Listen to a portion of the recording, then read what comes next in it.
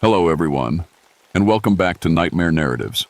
I can picture some of you already in bed, maybe some of you just getting home from work. Wherever you are, whatever time it is, I'm glad you're here. If this helps you relax or sleep, please like and subscribe. It means a lot. Now let's get you comfortable, and I'll tell you tonight's story. My name is Samuel Hartwell, and I've been a ranger in these West Virginia mountains for 18 years.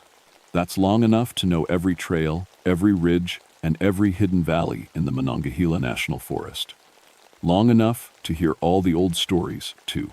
The mountain folk around here talk about things that walk the high places after dark.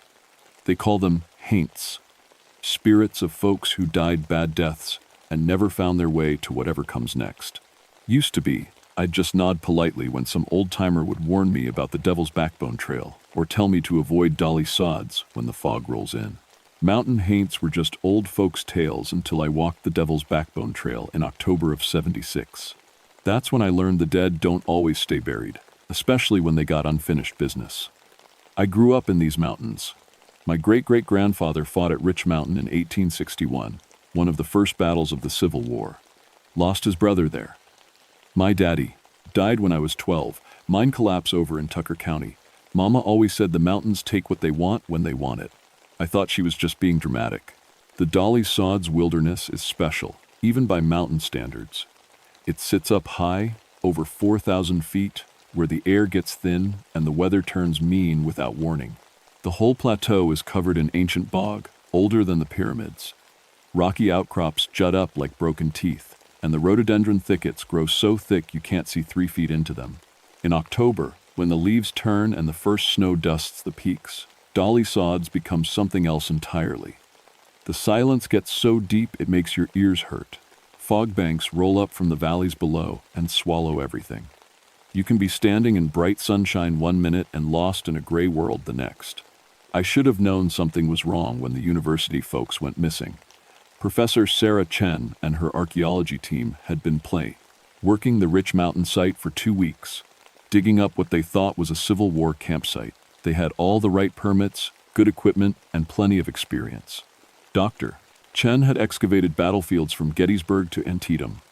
I'd checked on them 3 days before they vanished. Everything looked normal. Careful grid work, labeled bags of artifacts, detailed notes. Chen was excited about what they'd found. Musket balls, uniform buttons, pieces of a regimental flag. Nothing unusual for a Civil War site. Then they stopped checking in. Standard protocol for missing persons in the wilderness is simple. Contact the state police, organize a grid search, bring in search and rescue teams. I'd done it dozens of times over the years. Lost hikers, injured climbers, the occasional hunter who wandered too far from his truck. Usually found them within 24 hours. Cold and scared but alive. This time felt different from the start. When I reached the the site on October 15th, the silence hit me like a wall. Not normal quiet, normal. This was the kind of silence that happens when every living thing has run away from something it can't see but knows is there. No birds, no insects. Even the wind had died. The dig site looked like the team had just stepped away for lunch. Shovels leaned against trees, brushes laid beside half-exposed artifacts, notebooks open to half-finished sketches. But there was something wrong with the arrangement. The tools weren't scattered randomly like people had dropped them in a hurry. They were lined up, organized, like soldiers' equipment laid out for inspection. I called out their names. Dr. Chen, Mike, Jennifer.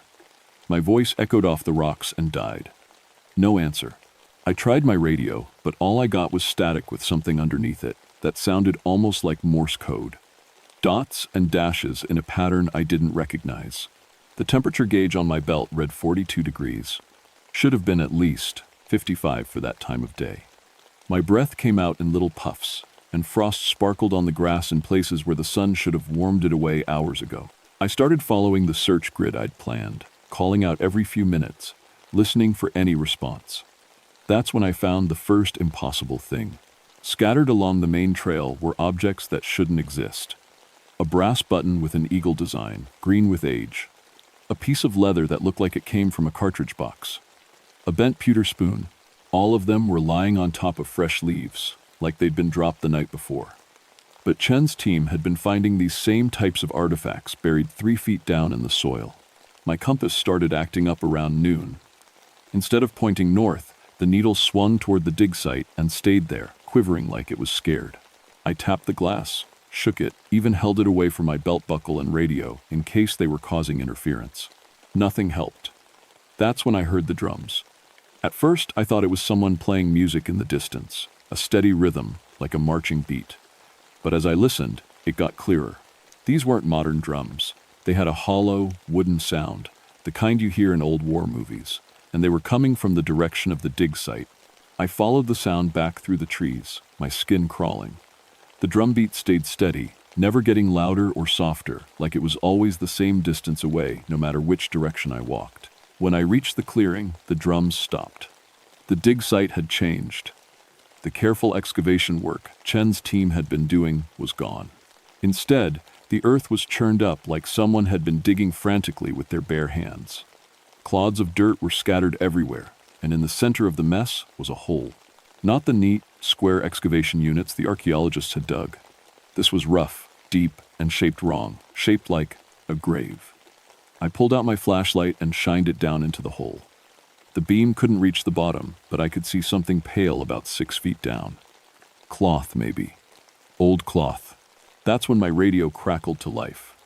Ranger Station 47, this is base. Come in, Sam. I grabbed for the handset, grateful to hear a human voice. Base, this is Sam. I'm at the archaeological site. The university team is missing, and I've got some unusual conditions up here. Static filled the line for a long moment.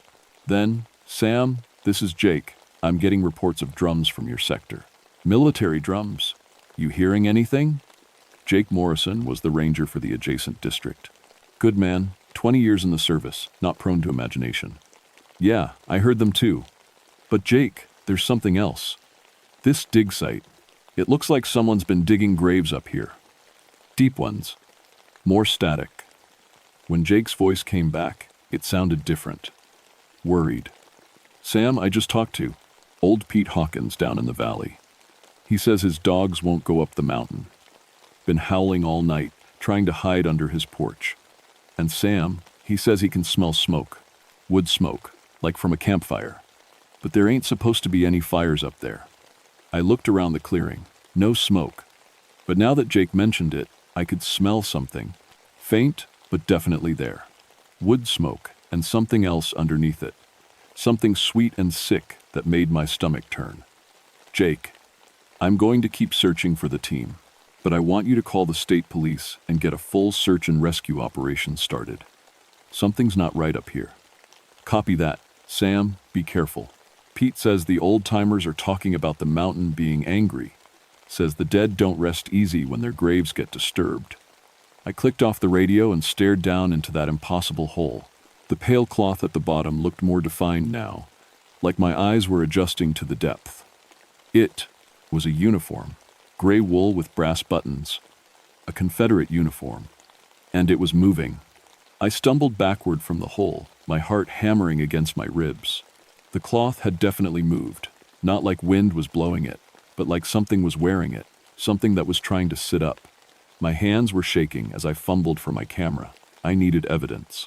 Proof that this was really happening. But when I looked through the viewfinder, the hole was empty. Just dark earth and shadows. I lowered the camera. The uniform was back. That's when I heard the voice. You there, boy? You wearing federal blue? The voice came from the hole, thin and scratchy, like old paper. I should have run. Every instinct I had was screaming at me to get out of there. But something kept me frozen in place, staring down at that pale shape in the darkness. I'm a park ranger, I said, feeling ridiculous for talking to what had to be my imagination. I'm looking for some missing people. Park ranger? A dry chuckle echoed up from the grave. Ain't no parks here, boy. This here's Virginia. Confederate Virginia. You got any water?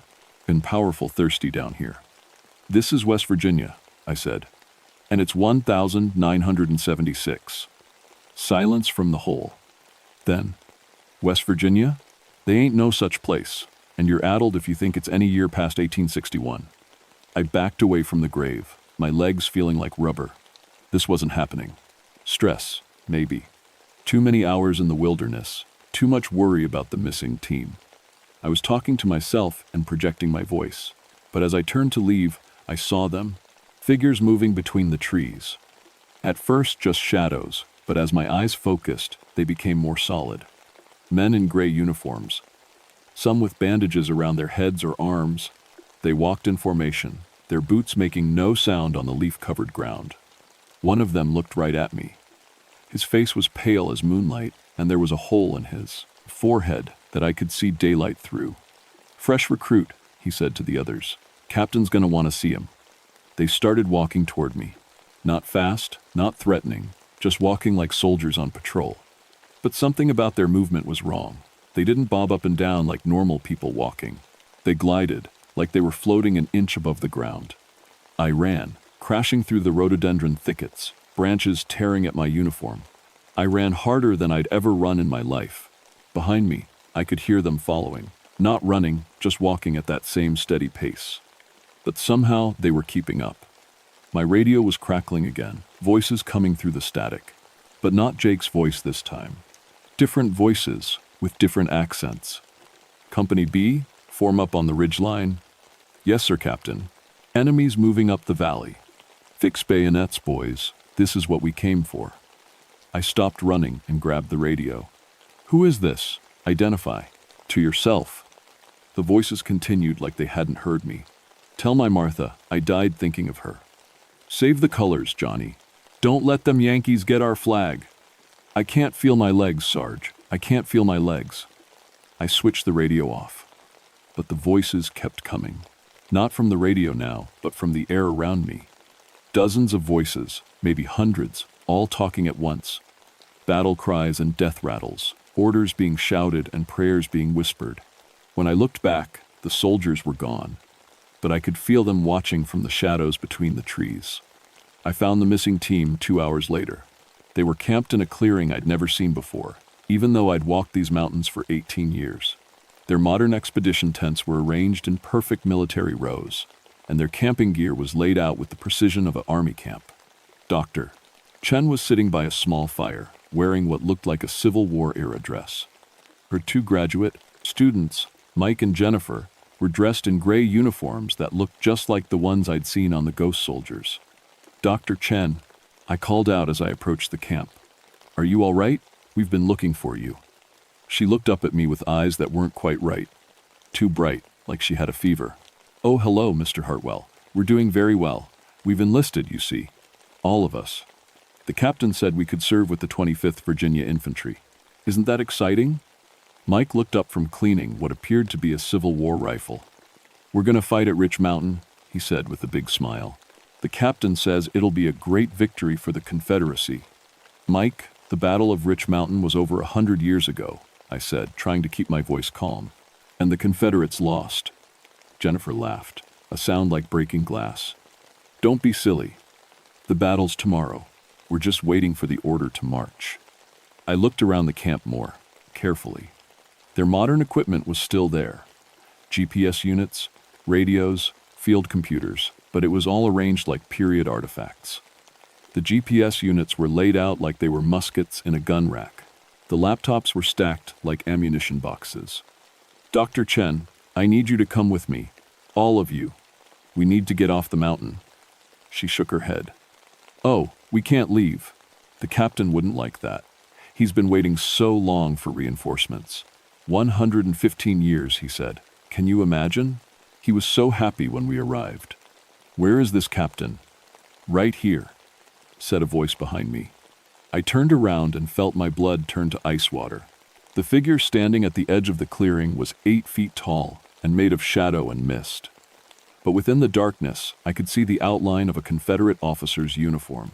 Brass buttons gleamed like fallen stars, and a sword hung at his side.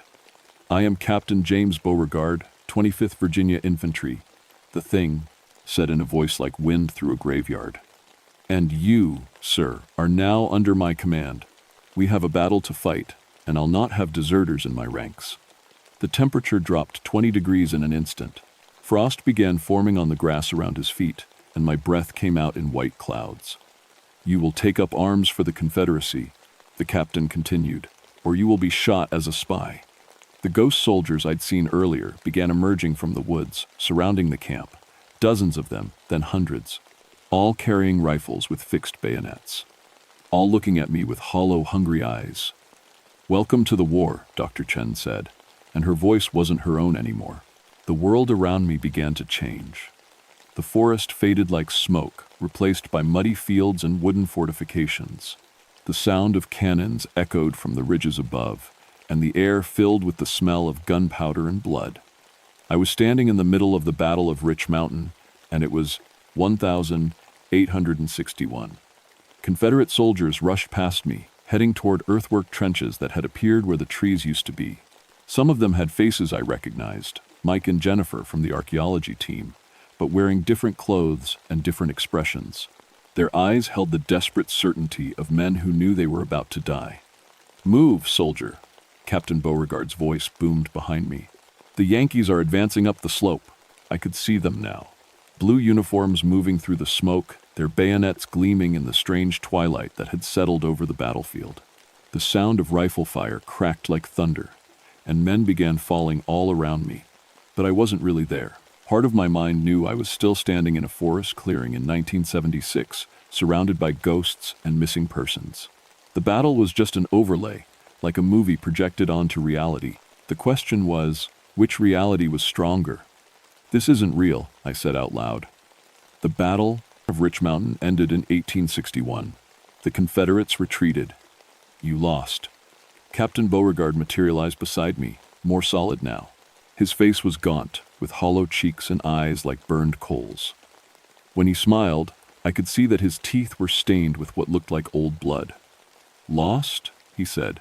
"Son, we ain't lost nothing. We've been fighting this battle for over a century, and we'll keep fighting it until we win. Every soul that sets foot on this mountain becomes part of our army. Every death adds to our strength." "You're dead," I said. "All of you. You died in 1861. "Death is just a change of uniform," the captain replied. "And this war ain't over till every last Yankee is driven from Virginia soil." The battle raged around us. I saw Dr. Chen loading a musket with practiced efficiency, her archaeological skills translating perfectly to 19th century warfare. Mike was helping carry wounded soldiers to a field hospital that had appeared behind a rock outcropping. They weren't just dressed like Civil War soldiers. They had become Civil War soldiers, their modern memories fading like morning mist. "How?"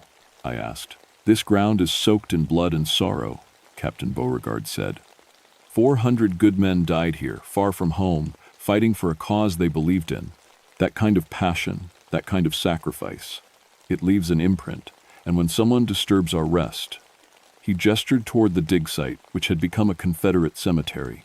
Rows of wooden crosses stretched away into the fog, and I could see fresh graves being dug at the far end. "We recruit," he finished. A Union soldier appeared out of the smoke, his bayonet aimed at my chest. Without thinking, I dove to the side and rolled behind a fallen log. The steel blade missed me by inches and buried itself in the wood. The soldier's face was wrong. It kept shifting, like water, cycling through different features. Sometimes it looked like a young man from the Doubt 1860. Sometimes like a modern hiker I'd helped rescue 2 years ago. Sometimes like my own father. "The living memory feeds the dead memory," Captain Beauregard explained as I cowered behind the log. "Every person who dies on this mountain, every person who joins our cause, makes the battle more real. Soon, this will be the only reality. 1861 forever, and the war that never ends." I understood then. The spirits weren't just haunting the mountain, necks. They were trying to replace the present with the past. Every person they recruited made their version of reality stronger. Eventually, the entire area would become a pocket of 1861, trapped in an endless loop of battle and death. "What about the archaeology team?" "They will serve with honor," the captain said. "In time, they will forget they were ever anything but Confederate soldiers. Their expertise will help us build better fortifications, plan better strategies. We will finally win this battle." A musket ball whistled past my ear, and I realized I had to choose. I could let them recruit me, become part of their eternal army, and lose myself in the phantom war. Or I could find a way to break the cycle. But how do you fight an entire army of the dead? The answer came to me when I saw the Confederate flag flying from a makeshift flagpole in the center of the camp. It was torn and stained, but the soldiers guarded it like their lives depended on it. Because to them, it wasn't just a piece of cloth, it was everything they had died for. I pulled out my Ranger badge, the gold star I'd worn for 18 years. It wasn't much, but it represented something the ghosts couldn't understand. Peace. The war they were fighting was over, had been over for more than a century. "Captain," I called out, standing up from behind the log, "I've got something to show you." He materialized in front of me, sword drawn. "Surrender or die, Yankee." "I'm not a Yankee," I said. "I'm Samuel Hartwell, descendant of Private William Hartwell, 3rd West Virginia Infantry. My great-great-grandfather fought at this very battle." The captain's expression changed slightly.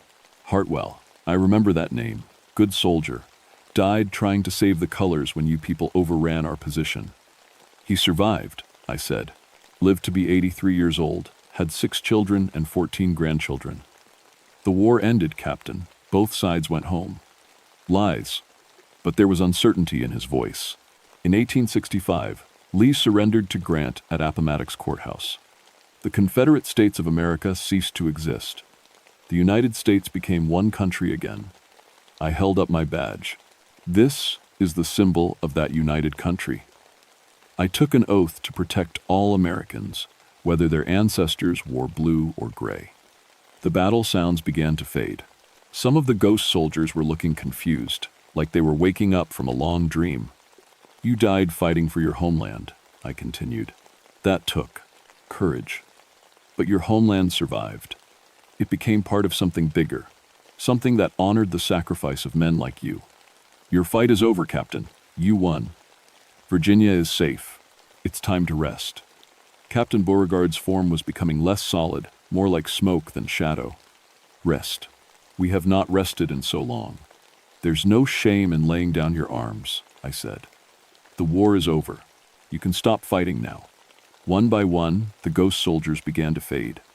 Some saluted before they disappeared. Others simply turned and walked away into the mist. The battlefield was dissolving, the 1,861 reality cracking like old paint. Captain Beauregard was the last to go. He sheathed his sword and looked at me with eyes that were finally at peace. "Tell them we fought well," he said. "I will." And then he was gone, and I was standing in a forest clearing in 1976, surrounded by 3 very confused archaeologists and a pile of Civil War artifacts that had materialized out of thin air. Dr. Chen and her team didn't remember much about their 3 days on the mountain. They had vague recollections of strange dreams and the feeling that they'd been somewhere else, but the details were fuzzy, like trying to remember a half-forgotten childhood memory. The official report listed it as a case of shared hypothermia-induced hallucinations. The team had gotten lost in fog, spent 3 days wandering in circles, and suffered from exposure and dehydration. It was thin, but it was better than trying to explain what had really happened. The archaeological dig was suspended indefinitely. The site was declared geologically unstable due to previously unknown mine shafts in the area. The artifacts that had appeared during our encounter with the Confederate ghosts were quietly transferred to the West Virginia State Museum, where they're stored in a basement vault marked Origin Unknown. I kept my mouth shut about the supernatural aspects of the incident. Who would have believed me? But I did start researching the history of Rich Mountain more thoroughly. What I found changed how I looked at these mountains forever. The Battle of Rich Mountain was just one of dozens of violent events that had taken place in the Appalachians over the centuries. Cherokee removal routes, Revolutionary War skirmishes, mining accidents that killed hundreds of men, family feuds that turned into small wars. Every valley, every ridge, every hidden hollow had its own bloody history. And according to the old-timers I started talking to, Rich Mountain wasn't the only place where the dead walked. There were stories from all over the region. Phantom armies marching along ridge lines, ghost towns that appeared in the fog and disappeared by morning, miners who'd been dead for 50 years, still working shifts in abandoned coal seams. The mountains remember everything. I transferred to a different district 6 months later. Officially, it was for career, the advancement opportunities. Unofficially, I couldn't stand being in the Dolly Sods wilderness anymore. Every time the fog rolled in, every time I heard a sound I couldn't immediately identify, I found myself looking for gray uniforms moving between the trees. But transferring didn't help much. The new district had its own stories, its own restless dead. A lumber camp where a fire had killed 37 workers in 1923. A Cherokee village site where the spirits of the forcibly removed still gathered on certain nights. A stretch of old railroad track where a passenger train had derailed in a blizzard, killing everyone aboard. I've been a ranger for 28 years now, and I've learned to read the signs. The unnatural silence, the temperature drops, the way compasses spin and radios pick up voices from the past. When those things happen, I do my job. I make sure no living person gets too close to whatever's stirring in the shadows. Because the dead don't always stay buried in these mountains. Sometimes they need to be reminded that their watch is over, that they can finally rest. And sometimes, when you're walking alone on a misty ridge at sunset, you can hear them marching, still keeping guard over valleys that exist now only in memory, still fighting wars that ended before your grandfather was born. The mountains remember everything, every victory, every defeat, every life, every death. And sometimes, when the conditions are just right, the memories bleed through. That's why I always carry my ranger badge when I'm on patrol.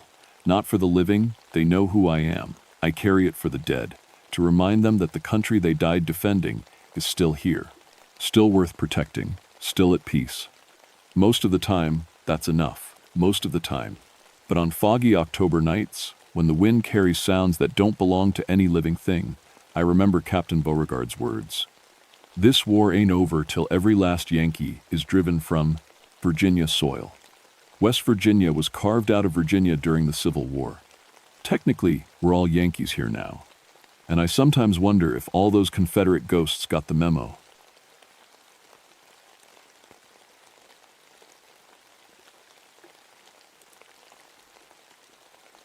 My name is Margaret Blackstone, and I've been a ranger in the Daniel Boone National Forest for 12 years. I specialize in cave rescue and geological surveys, which means when someone gets trapped underground in Kentucky, they call me. People think cave rescue is about knowing fancy rope techniques or having the right equipment. That's part of it, sure. But the real skill is reading the mountain, understanding how water moves through limestone, knowing which passages will flood when the spring rains come. After 12 years crawling through these caves, I can feel when something's wrong just by how the air moves. I wasn't always a ranger. Used to be a mining engineer, working the coal operations in eastern Kentucky. Good money, steady work. But when my little sister died from black lung at 28, I decided I'd had enough of pulling things out of the earth. Now I spend my time getting people out instead. The old-timers in these mountains talk about knocker spirits, little creatures that live in mines and caves, tapping on the walls to warn miners about cave-ins. Dad used to say they were the spirits of miners who died underground, still trying to keep people safe. I always figured it was just superstition, something to explain the random sounds you hear when you're deep in the earth with only your headlamp for company. That was before Copper Creek Cave. It was March 15th, 1984, when I got the call. Heavy spring rains had been falling for 3 days, and half the cave systems in the Red River Gorge were flooding. A group of experienced cavers had gone into the Copper Creek system that morning and hadn't come out.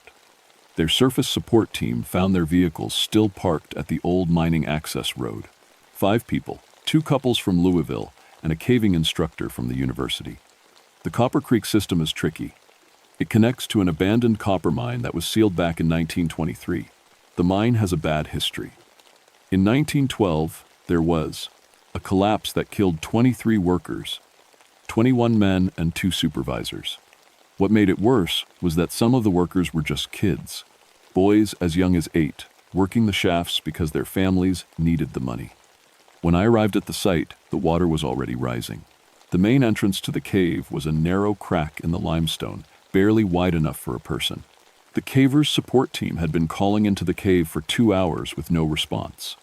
Their emergency beacon went off about an hour ago, said Jim Carey, the team leader.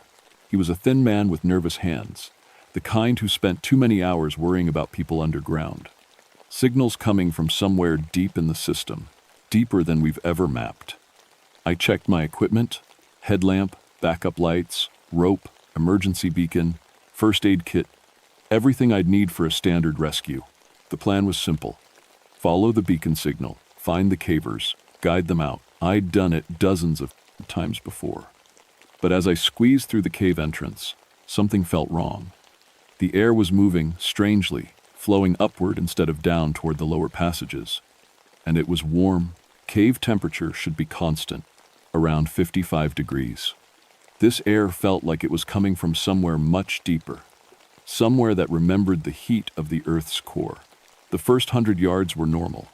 Standard limestone passage, knee-deep water from the recent rains. I followed the emergency beacon signal, my headlamp cutting through the darkness ahead. The sound of dripping water echoed off the walls, mixing with the distant rumble of underground streams. Then I heard singing.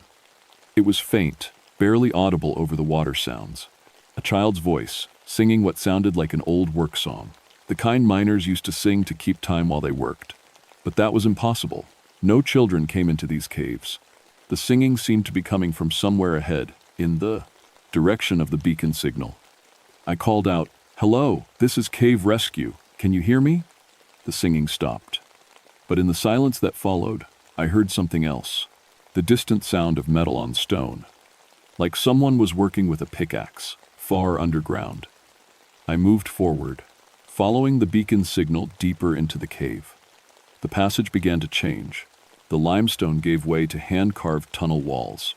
I was entering the old mine workings. But according to the Geological Survey, this section had been sealed for 60 years. How had the cavers gotten through? My headlamp beam caught something carved into the wall. Letters scratched deep into the stone. T. Brasher, 1912. Below it, someone had carved a small cross. Tommy Brasher. I knew that name. He was one of the children who died in the 1912 collapse. 12 years old. The beacon signal was getting stronger. I was close to the trapped cavers, but something was very wrong with this place. The air was too warm, the passages too open. And somewhere ahead, I could hear voices. Not adult voices calling for help. Children's voices, singing in the dark. I followed the beacon signal deeper into the mine. The hand-carved passages were wider here, with timber supports that should have rotted away decades ago. But they looked fresh, like they'd been installed yesterday. My headlamp beam caught the glint of metal tracks running along the floor. Mining cart rails, with no rust on them. The temperature kept rising. By the time I'd gone another 100 yards, I was sweating inside my rescue gear. This wasn't normal. Caves maintain constant temperature, but this felt like I was descending into an active mine, full of heat from working machinery and human bodies. That's when I found the first piece of equipment. It was sitting on a ledge carved into the tunnel wall, a small safety lamp, the kind miners used before electric lights. But it wasn't an antique. The metal was polished, the wick trimmed, the oil reservoir full. A thin ribbon of smoke rose from the flame, which meant someone had lit it recently, very recently. I picked up the lamp and examined it. Scratched into the base were the initials TB, Tommy Brasher. But that was impossible. This lamp should be 70 years old, buried under tons of collapsed rock. "Hello," I called again. "Cave Rescue, if you can hear me, make some noise." This time, I got an answer. Not from adults, but from children's voices echoing through the tunnels ahead. "She's coming to help. Tell her about the water. Show her the safe way." I stopped moving. There were no children in this cave system. The trapped cavers were all adults. But those voices were clear, distinct. Young voices, maybe 8 to 12 years old. The beacon signal was pulling me forward, toward a junction where 3 tunnels met. My headlamp revealed more impossible things. Fresh chalk marks on the walls, showing direction, arrows, a pile of mining tools that should have been scrap metal decades ago, still sharp and ready for work. And footprints in the mud. Small footprints, like children's bare feet. I chose the tunnel the beacon signal was strongest in. After 50 yards, it opened into a larger chamber carved out of the living rock. And there, in the middle of the chamber, I found them. All 5 cavers, sitting in a circle like they were having a meeting. They looked up when my headlamp beam hit them, squinting in the sudden light. Thank God, said one of them. A woman named Sarah Chen. We've been waiting for you. Are you hurt? I asked, moving toward them. How did you get so deep into the mine workings? The children showed us, said another caver, a man named Dave Richards. He pointed to one of the tunnel entrances. They said this was the safe place, away from the water. I looked where he was pointing. There was no water in this chamber.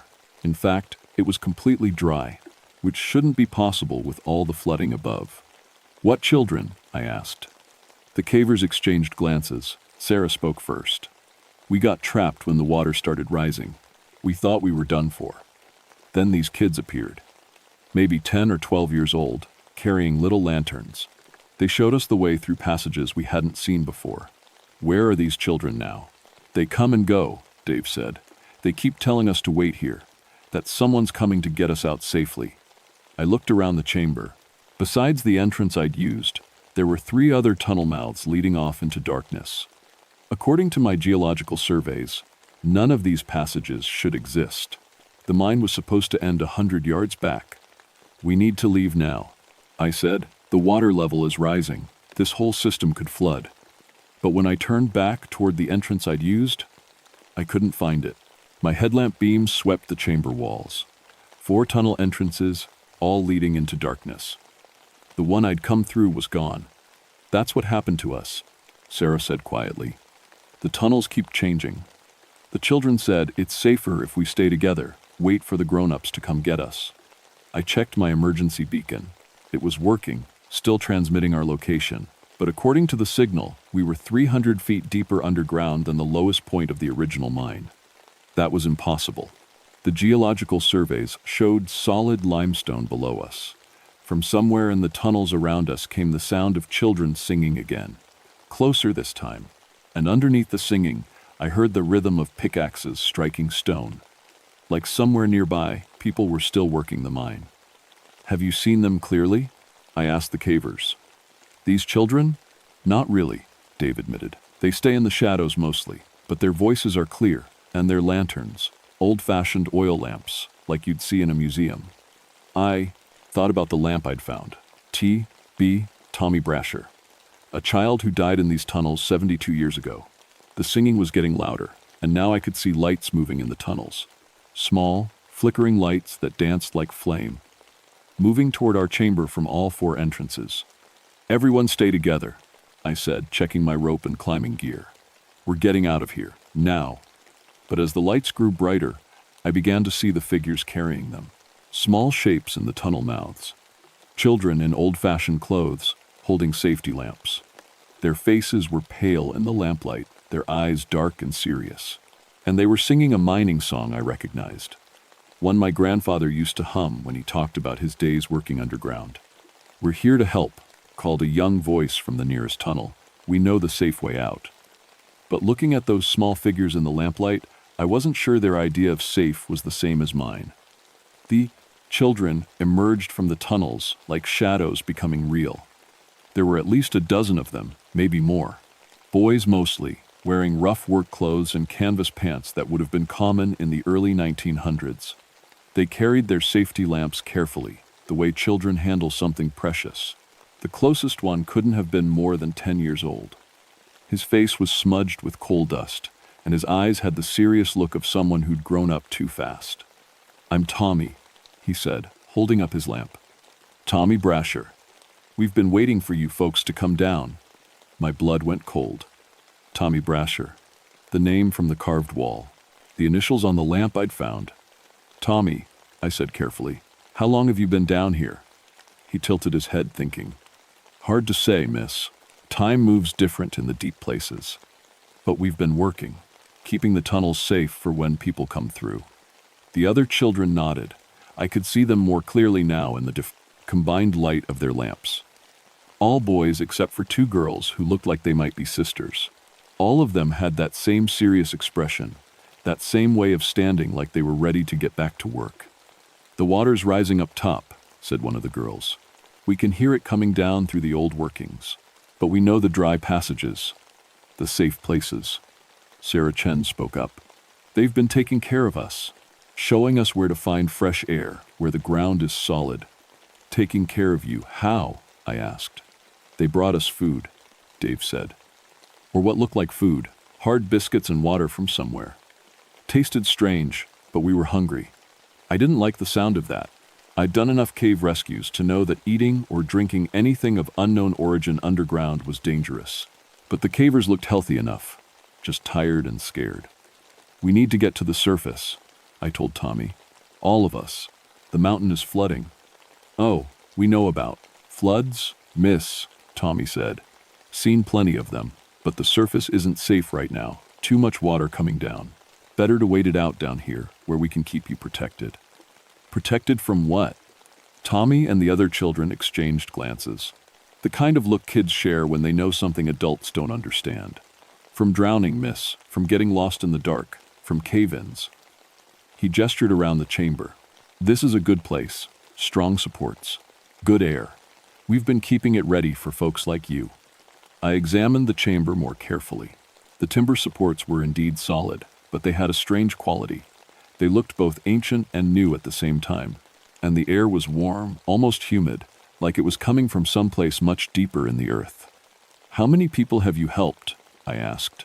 Oh, lots of folks over the years, said one of the other boys. Miners who got lost, people who came down exploring. We always take care of them. Where are these people now? The children went quiet. Tommy looked down at his lamp, watching the flame flicker. Safe? He said finally. They're all safe now. Don't have to worry about cave-ins or flooding or anything bad happening to them. Something cold settled in my stomach. I'd been in enough dangerous situations to recognize when things were about to go very wrong. Listen, I said to the cavers, we need to move. Now, follow me, stay together, and don't listen to anyone else. But when I turned toward what I thought was the exit tunnel, it wasn't there anymore. The chamber now had 5 entrances instead of 4, and none of them looked familiar. Don't worry, miss, Tommy said. We'll show you the right way when it's time. But first, you should rest. The work down here is hard. Gets to people if they're not used to it. What work? Tommy held up his lamp, and the light caught something I hadn't noticed before. Behind the children, the walls of the chamber were covered with pickaxes, shovels, and other mining tools. All of them looked recently used. Mining work, miss, keeping the tunnels clear, making sure the supports are strong. There's always work to do in a mine. The temperature in the chamber was rising. I could feel sweat running down my back despite the fact that we were supposed to be hundreds of feet underground in a naturally cool cave system. We're not miners, I said. We're just here to get out safely. Everyone's a miner down here, said one of the girls. That's how you stay safe. By working together. By knowing the tunnels. By listening to those who've been here longest. The singing started again, but now it was coming from the chamber itself. The children's voices blending together in an old mining song about working deep underground where the sun never shines. And as they sang, I noticed something that made my mouth go dry. The children were becoming more solid, more real. Their clothes had looked less faded, their faces clearer. But the chamber around us was starting to change too. The modern climbing ropes I'd used to get here were gone. My emergency beacon was no longer clipped to my gear. And when I looked at the other cavers, they were staring at their hands in confusion. Where's my watch? Sarah whispered. My headlamp, Dave said. It's gone. How is it gone? The children's lamps were providing all the light now. Warm, flickering oil flame light that cast dancing shadows on the walls. And in those shadows, I could see more figures. Adult miners in period clothes, standing quietly behind the children. Welcome to the mine, Tommy said, his voice echoing strangely in the chamber. Don't worry about the surface anymore. Don't worry about floods or cave-ins or anything bad. You're safe here. We'll take good care of you. The singing got louder, and somewhere deeper in the tunnels, I could hear the sound of pickaxes striking stone, like a whole crew of miners was working the shafts, just out of sight. We're going to be late for the shift, Tommy said, checking a pocket watch that definitely hadn't been there a moment before. Better get you folks settled in before the foreman comes around. That's when I realized we weren't just trapped in the mine, we were being recruited. Listen to me, I said to the cavers, my voice sharp with urgency. Don't touch anything they give you. Don't eat or drink anything. And whatever you do, don't agree to work in this mine." The children looked confused, hurt even. Tommy stepped closer, his lamp casting strange shadows across his young face. "But miss, everyone works in the mine. That's how we all stay together, how we stay safe." "You're not safe," I said. "You're dead. You all died in 1912 when the mine collapsed. You're trying to make us like you." The chamber went silent except for the distant sound of pickaxes. The children stared at me, their expressions shifting from confusion to something darker. "We're not dead," said one of the girls. "We're here. We're working. We're taking care of people." "Look around you," I said to the cavers. "Really look. Do you see any way out? Do you remember how you got here?" Sarah Chen blinked, like she was waking up from a dream. We were in a limestone cave, following the underground stream. "How did we get into a mine?" "The same way everyone gets into the mine," Tommy said patiently. "You follow the lights, you listen to the voices, you come where it's safe." But I could see understanding dawning in the cavers' faces. Dave looked at his hands, then at the chamber around us.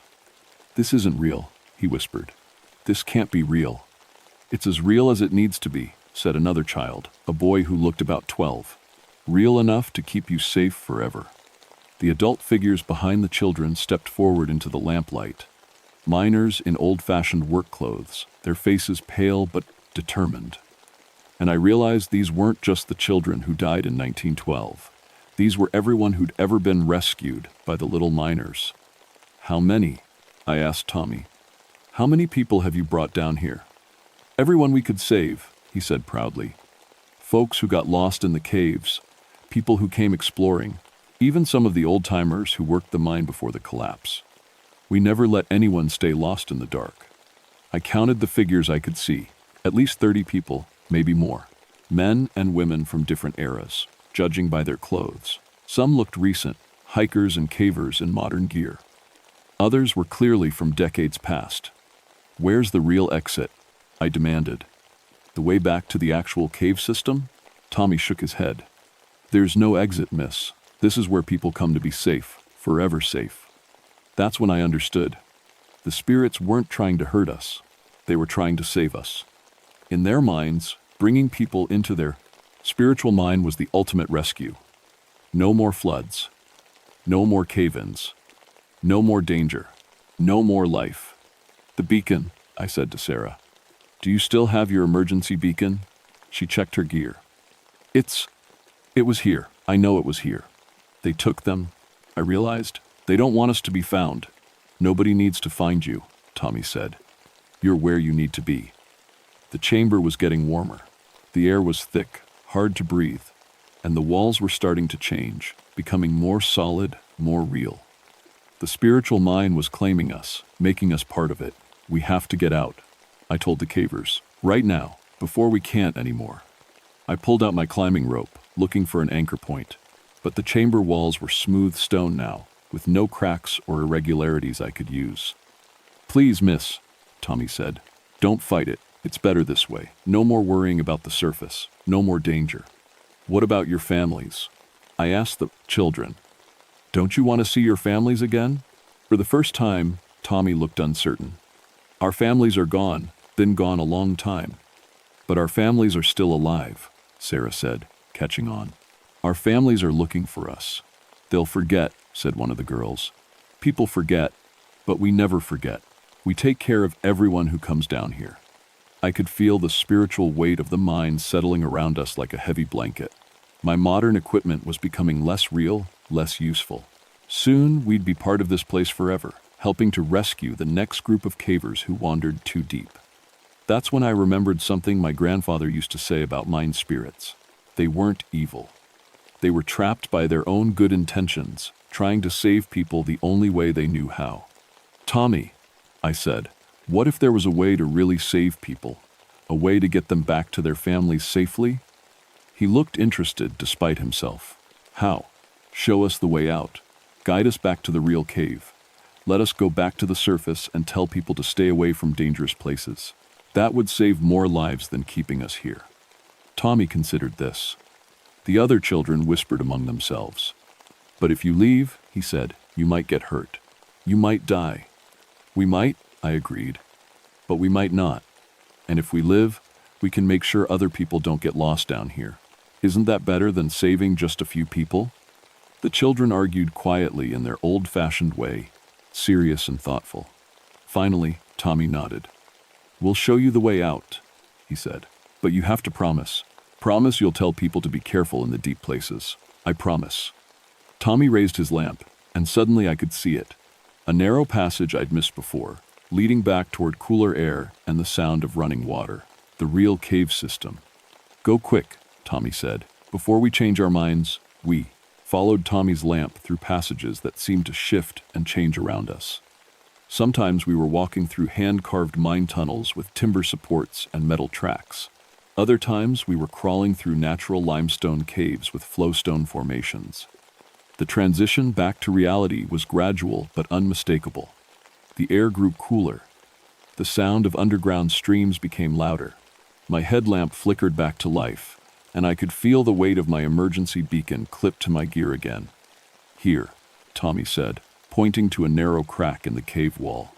"This way leads up. Follow the water flow. It'll take you to the main passage." "What about you?" I asked. Tommy smiled, and for a moment he looked like any 12-year-old boy. "We have work to do.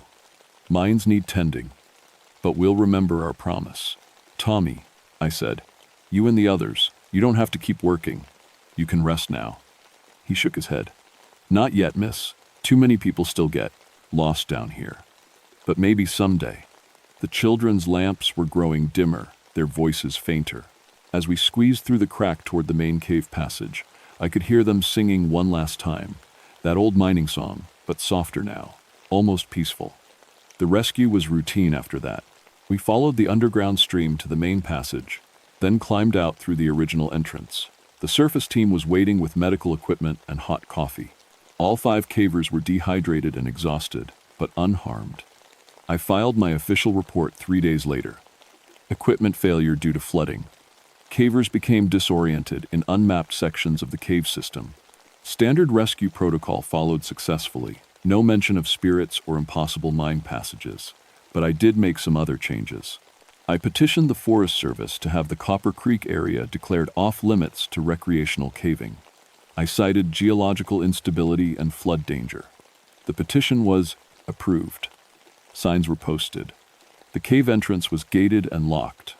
I also spent 2 weeks in the county records office, researching the 1,912 mine disaster, 23 dead, 21 adult miners and 2 supervisors, the official report said.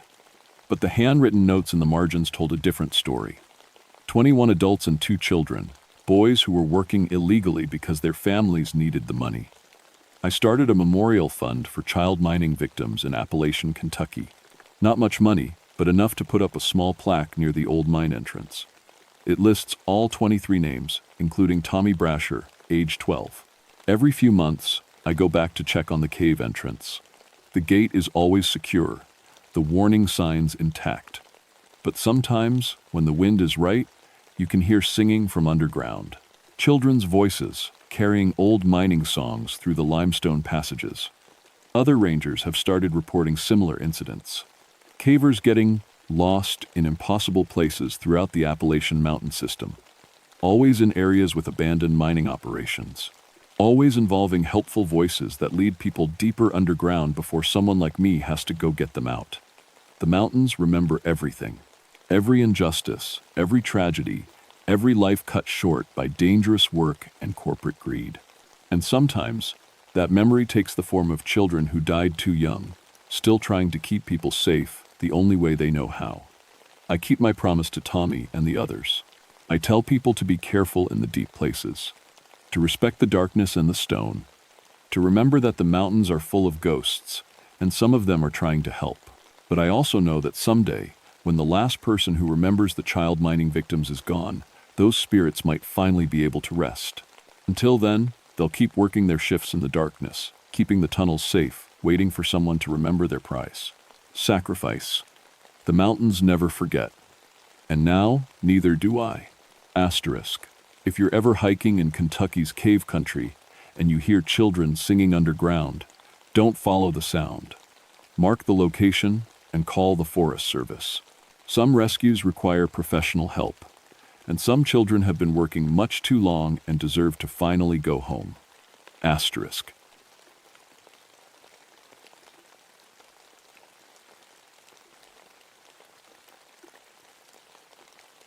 My name is Ezekiel Crenshaw, and I've spent 22 years walking through the forests of Tennessee. Most folks call me Zeke. I'm what they call a timber specialist for the Cherokee National Forest, which means I know trees like some people know cars. I can tell you what kind of tree you're looking at just by touching the bark, and I know which ones are sick before they start showing it. I wasn't always a tree hugger, though. My daddy and his daddy before him were loggers. We cut down trees for a living. Big ones, little ones, didn't matter. A tree was just wood waiting to become lumber. That changed when I got this job with the Forest Service. Started seeing trees different. Started understanding they weren't just standing there waiting to die. But even after all these years, I never believed in the old Cherokee stories. You know, the ones, trees that could think, spirits living in the bark, that kind of thing. My Cherokee friends would shake their heads when I'd laugh about it. Some groves are different, Zeke, they'd tell me. Some trees have been watching longer than you think. I thought it was just old stories. Until August of 1988. That summer was hot and dry like I'd never seen. We had fire warnings posted everywhere, and I was spending most of my time checking for sparks and dead wood. The whole forest felt like it was holding its breath, waiting for something bad to happen. The call came on a Tuesday morning. I was drinking coffee in my truck when the radio crackled to life. 3-man survey team had gone missing in the Joyce-Kilmer Wilderness. They were supposed to be marking old-growth trees for protection, the really big ones that had been standing since before Columbus. But they'd missed their check-in 2 days ago. Joyce-Kilmer is special. It's one of the last pieces of true virgin forest in the Appalachians. Some of those tulip poplars are 400 years old and tall as skyscrapers. The Cherokee used to say it was sacred ground, but then again, they said that about a lot of places.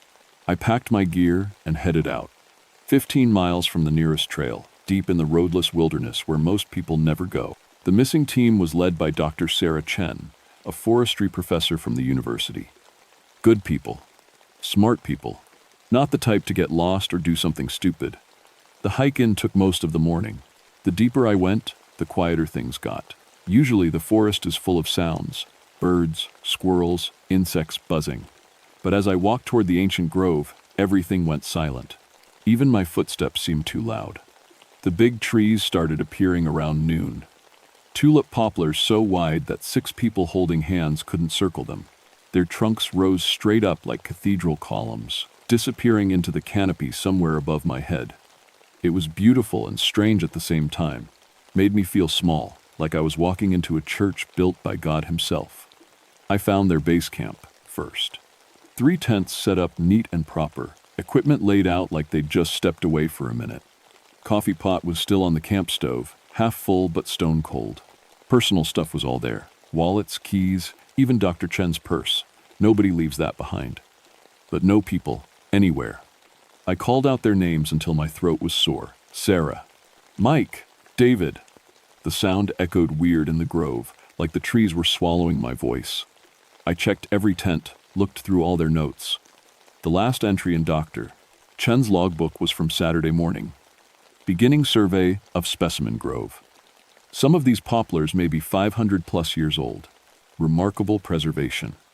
That's when I found their survey equipment. It was scattered around the biggest tree in the grove, a monster poplar that had to be the grandmother of them all. But something was wrong with the setup. Their survey stakes, the metal spikes they used to mark trees, were driven deep into the hardwood. Not the ground, the tree itself. I've been working with trees my whole life, and I know you can't drive a metal stake into living hardwood. Not with a hammer, not with a sledge, not with a jackhammer. The wood's too dense, too alive. But there they were, 6 inches deep in bark that should have been hard as stone. I tried to pull one out. It wouldn't budge. Felt like it had grown into the tree, like the wood had healed around it. That's when I noticed the forest was too quiet. Not just quiet, empty. No bird songs, no insect buzz, nothing. In 22 years of forest work, I'd never heard silence like that. It felt wrong, like the whole grove was waiting for something. I decided to make camp and wait for morning. Maybe the survey team had gone exploring and would come back. Maybe I was missing something obvious. But as I set up my tent in the fading light, I couldn't shake the feeling that something was watching me from those ancient trees.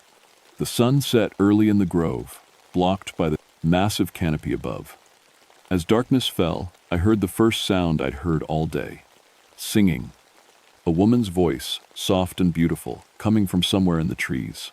It sounded sad and lonely, like a lullaby sung by someone who'd been crying. I grabbed my flashlight and followed the sound, but it seemed to move through the forest, always just ahead of me, always just out of sight. I followed it until I realized I was walking in circles around the big poplar. The singing was coming from inside the tree itself. That's when I knew the old Cherokee stories might not be stories after all. I didn't sleep much that first night. Every time I started to drift off, I'd hear that singing again. Soft and sad, like someone humming a lullaby to themselves. When I'd sit up and listen hard, it would stop. When I'd lay back down, it would start again. By morning, I was jumpy as a cat. I made coffee with shaking hands and tried to think like a ranger instead of like a scared kid. People don't just disappear. There had to be a logical explanation. Maybe the survey team had fallen into a sinkhole. Maybe they'd gotten turned around and wandered off. Maybe someone was playing games with me. But deep down, I knew something was very wrong with this place. I started a proper search at first light, working in expanding circles from their camp. That's when I found the clothes.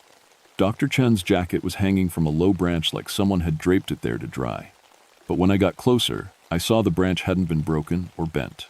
It had grown through the jacket. The wood had somehow twisted around the fabric and kept growing, trapping it in the bark. 50 yards away, I found a boot. Mike's boot, according to the size and brand. It was stuck in the trunk of a young maple, like the tree had just grown around it overnight. The leather was split and stretched, like something inside the tree had been trying to get out. I pulled out my camera and started taking pictures. Nobody would believe this without proof. Trees don't eat clothes. Trees don't grow that fast. But the evidence was right there in front of me. That's when I heard the voice. Zeke. Clear as day, coming from the big poplar. A woman's voice, soft and sweet. I spun around, but there was nobody there. Just me and the trees and that terrible quiet. Zeke, come closer. I looked up at the big tree. Its bark was smooth and gray, marked with the kind of scars that come from centuries of storms and seasons. But as I stared at it, I started to see patterns in the bark. Lines that looked almost like a face. Eyes that seemed to be watching me.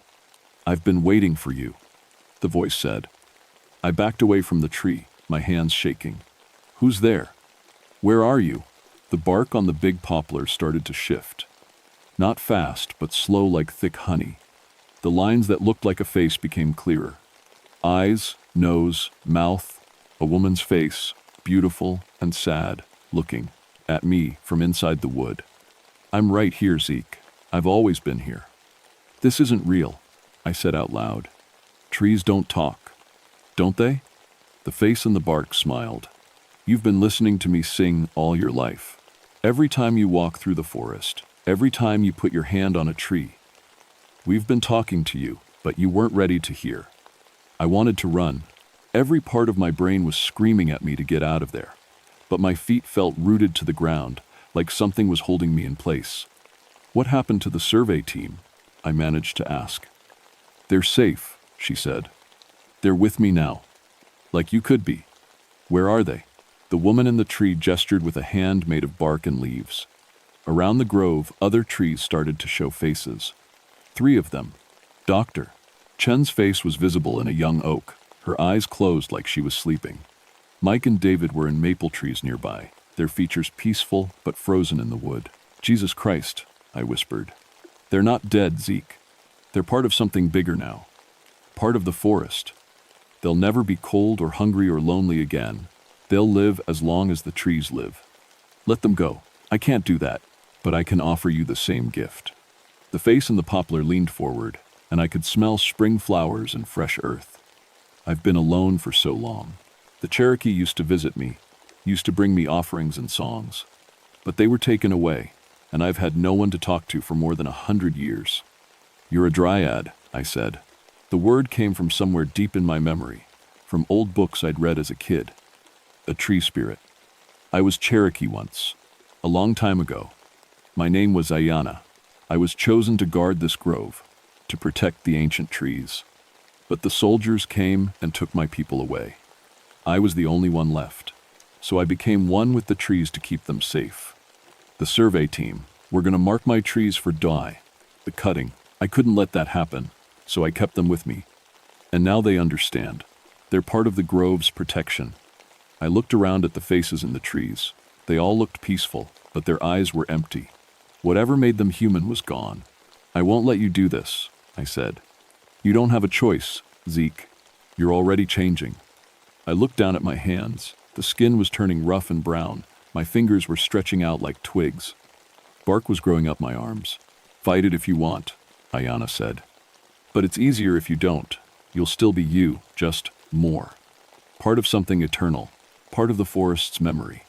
I tried to run, but my feet wouldn't move. Roots were growing from my boots, digging into the earth. The bark was spreading up my chest now, rough and tight. I could feel my heartbeat slowing down, matching the slow pulse of sap in the trees. Don't fight it, Zeke. Join us. Be with us forever. The grove started to spin around me. The faces in the trees were smiling now, welcoming me home. Ayanna's voice was everywhere, singing that sad, beautiful lullaby. I was almost gone when I remembered my radio. The radio was clipped to my belt, just below where the bark had started growing over my ribs. I could barely feel my fingers anymore, but I managed to grab it and hit the emergency button. Mayday, Mayday, this is Ranger Crenshaw and Joyce Kilmer. Officer down, I need immediate assistance. The voice that crackled back was Bill Henderson from the ranger station. Zeke, what's your situation? You sound funny.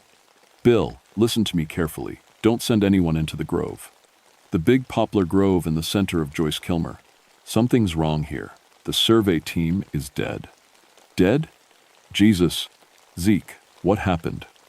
I looked at the faces in the trees around me. They weren't dead, exactly, but they weren't alive either. Just don't send anyone, Bill. I'm going to try to get out, but if you don't hear from me in 6 hours, call in a helicopter. Don't let anyone walk in here. Zeke, you're breaking up. Zeke, Zeke. The radio went silent. Either the signal was gone or the bark growing over my chest had covered it up. But something about hearing Bill's voice had broken the spell. I could move again. I yanked my feet out of the roots and stumbled away from the big poplar. The bark on my skin was cracking and falling off like old paint. It hurt like hell, but I was human again. You can't leave, Zeke. Ayanna's voice followed me through the grove. You've seen too much. You know what I am now. I kept walking, trying to find the path back to my truck. But the grove was different now. Trees that I knew had been small saplings were suddenly massive and old. Paths I'd walked that morning were gone, replaced by thick undergrowth. It was like the forest was rearranging itself to keep me lost. This is my home, Zeke. I control everything here. The trees, the paths, the very ground you walk on. I tried to follow my GPS, but the screen showed nothing but static. My compass spun in wild circles. The sun was hidden by the canopy, so I couldn't tell which direction was which. Every tree I passed seemed to have a face in its bark. Some I recognized, Cherokee faces from old photographs I'd seen in the tribal museum.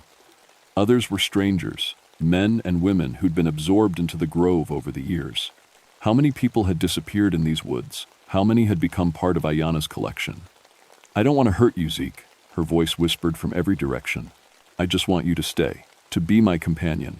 It's so lonely here. Find someone else, I called out, pushing through a wall of thorns that hadn't been there before. I tried. The hikers who come through, they're not right. Too young, too afraid, too empty. But you understand trees. You love the forest like I do. You could be happy here. The thorns were getting thicker, growing as fast as I could cut through them. My jacket was shredded, and blood was running down my arms, but I kept moving. That's when I heard the screaming. It was coming from up ahead, through the trees. A man's voice, terrified and desperate. I followed the sound and found myself in a small clearing I'd never seen before. In the center was a huge oak tree, bigger around than a car. The screaming was coming from inside the tree. I put my ear against the bark and heard it clearly. Someone was trapped inside the trunk, banging against the wood from the inside. "Help me, please. I can't move. I can't." The voice cut off suddenly. "That was Thomas Whitehawk," Ayanna said behind me. "He was a Cherokee activist, came here 5 years ago to protest a logging permit. He wanted to chain himself to my trees to protect them. So I protected him. I spun around.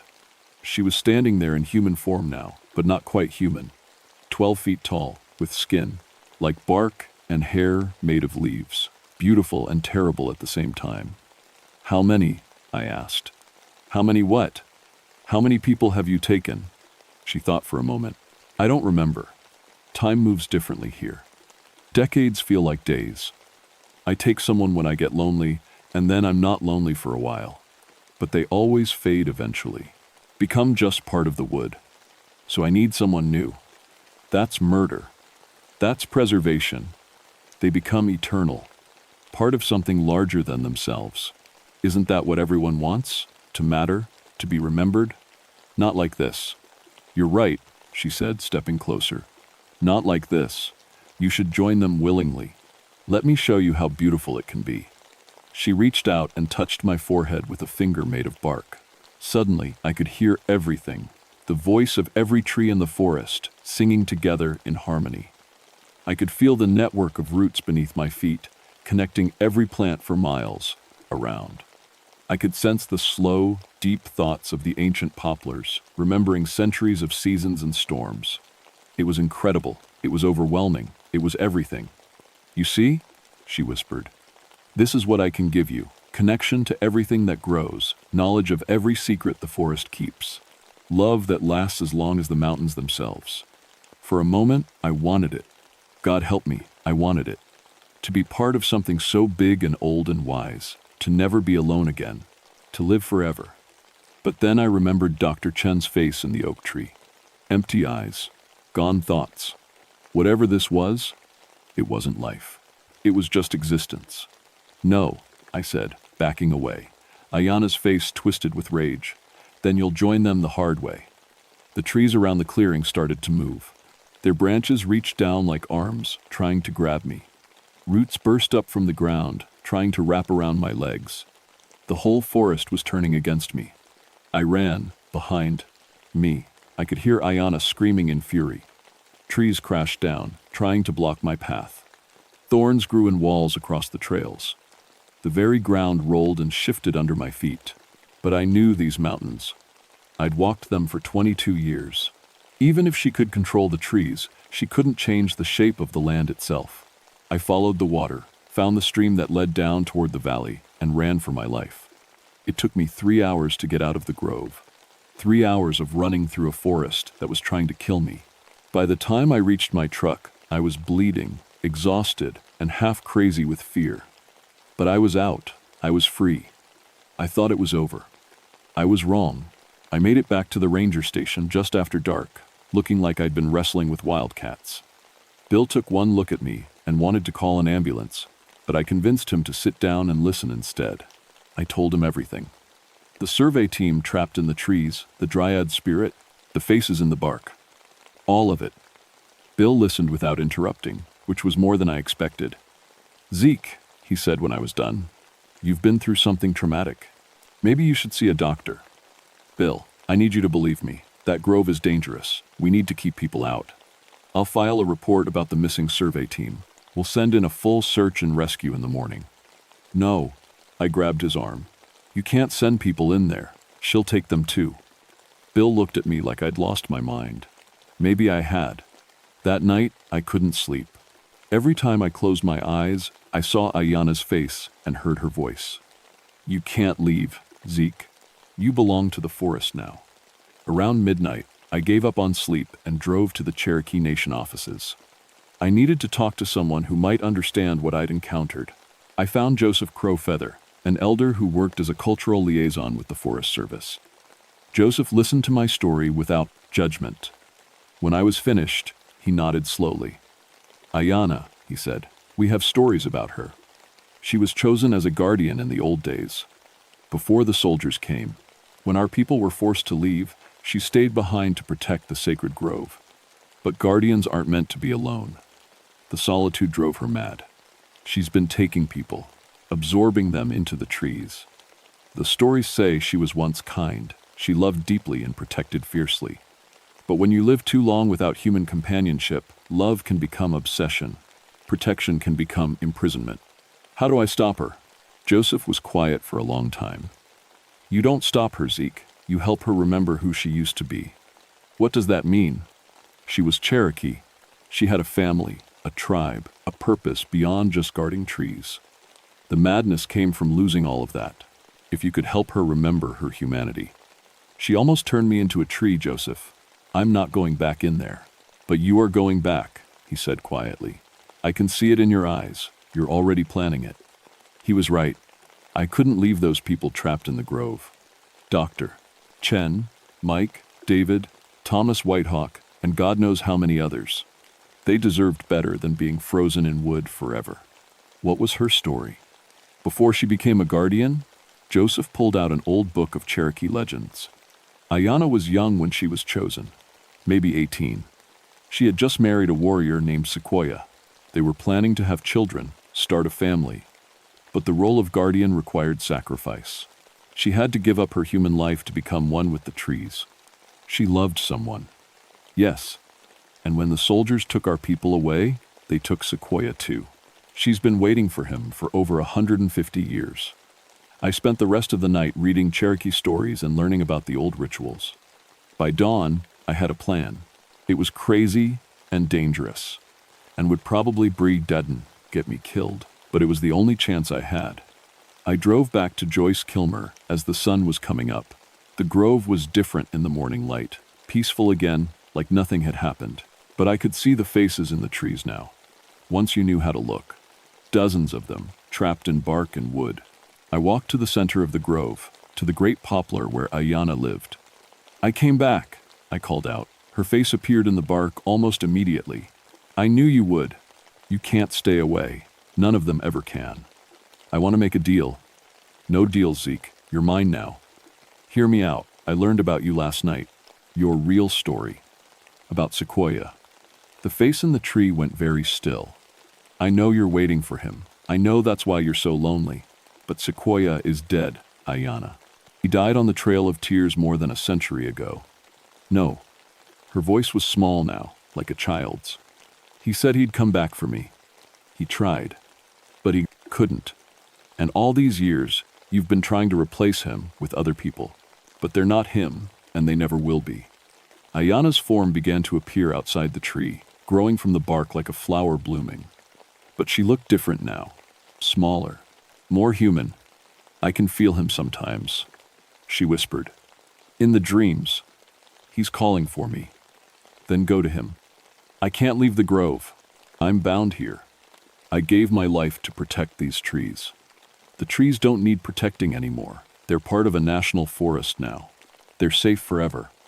But if I leave, the grove will still be here. The trees will remember you. But the people you've taken, they deserve to go home. Ayanna looked around at the faces in the trees. For the first time, I saw regret in her expression. I was so lonely, she said. I just wanted someone to stay with me. I know, but keeping people prisoner isn't love. It's just fear. She was quiet for a long time. Then, slowly, she began to sing. The same lullaby I'd heard that first night, but different now. Sadder, but also more beautiful. As she sang, the faces in the trees began to fade. One by one, the trapped people simply dissolved out of the bark and fell to the ground. Alive, breathing, but unconscious. Dr. Chen was first, then Mike and David from the survey team, then Thomas Whitehawk and dozens of others I didn't recognize. Hikers, hunters, researchers who disappeared over the years. Will you be all right? I asked Ayanna. She was becoming transparent now, like morning mist. I should have done this long ago. Thank you for helping me remember. Where will you go? To find him, to find peace. She smiled one last time. Take care of my trees, Zeke. Then she was gone, fading away like smoke in the wind. The official report said the survey team had suffered from exposure to hallucinogenic spores from a rare fungus, mass hysteria, brought on by dehydration and stress. It explained why they'd all been found unconscious in the grove, and why none of them had clear memories of what happened. I didn't argue with the official story. Who would believe the truth? Dr. Chen and her team recovered fully and went back to their university. Thomas Whitehawk returned to his family 5 years after they'd given him up for dead. The other victims, some who'd been missing for decades, went home to whatever families they had left. I stayed on as the ranger for Joyce Kilmer. Someone needed to watch over Ayanna's grove to make sure it stayed protected. The Cherokee Nation worked with the Forest Service to have it designated as a sacred site. No logging, no development, no hunting, just protection. The big poplar still stands in the center of the grove. Sometimes, when the wind is just right, you can hear singing coming from its branches. Not sad anymore, but peaceful. Like a lullaby sung by someone who's finally found rest, Joseph Crow. Feather visits sometimes. He brings offerings, tobacco and sage, and says prayers for Ayanna's spirit. He tells me the grove feels different now. Lighter. Free. I've learned things about trees that no forestry school ever taught. They're connected to each other in ways we're just beginning to understand. They communicate, they care for their young, they remember. And sometimes, in the very old groves, they hold on to more than just memories. There are other places like Joyce Kilmer in these mountains, old-growth forests where the trees have been standing since before the Cherokee, since before any humans at all. Places where the line between the natural and supernatural gets thin. I check on them now, these ancient groves. I make sure they're protected, respected, and I listen.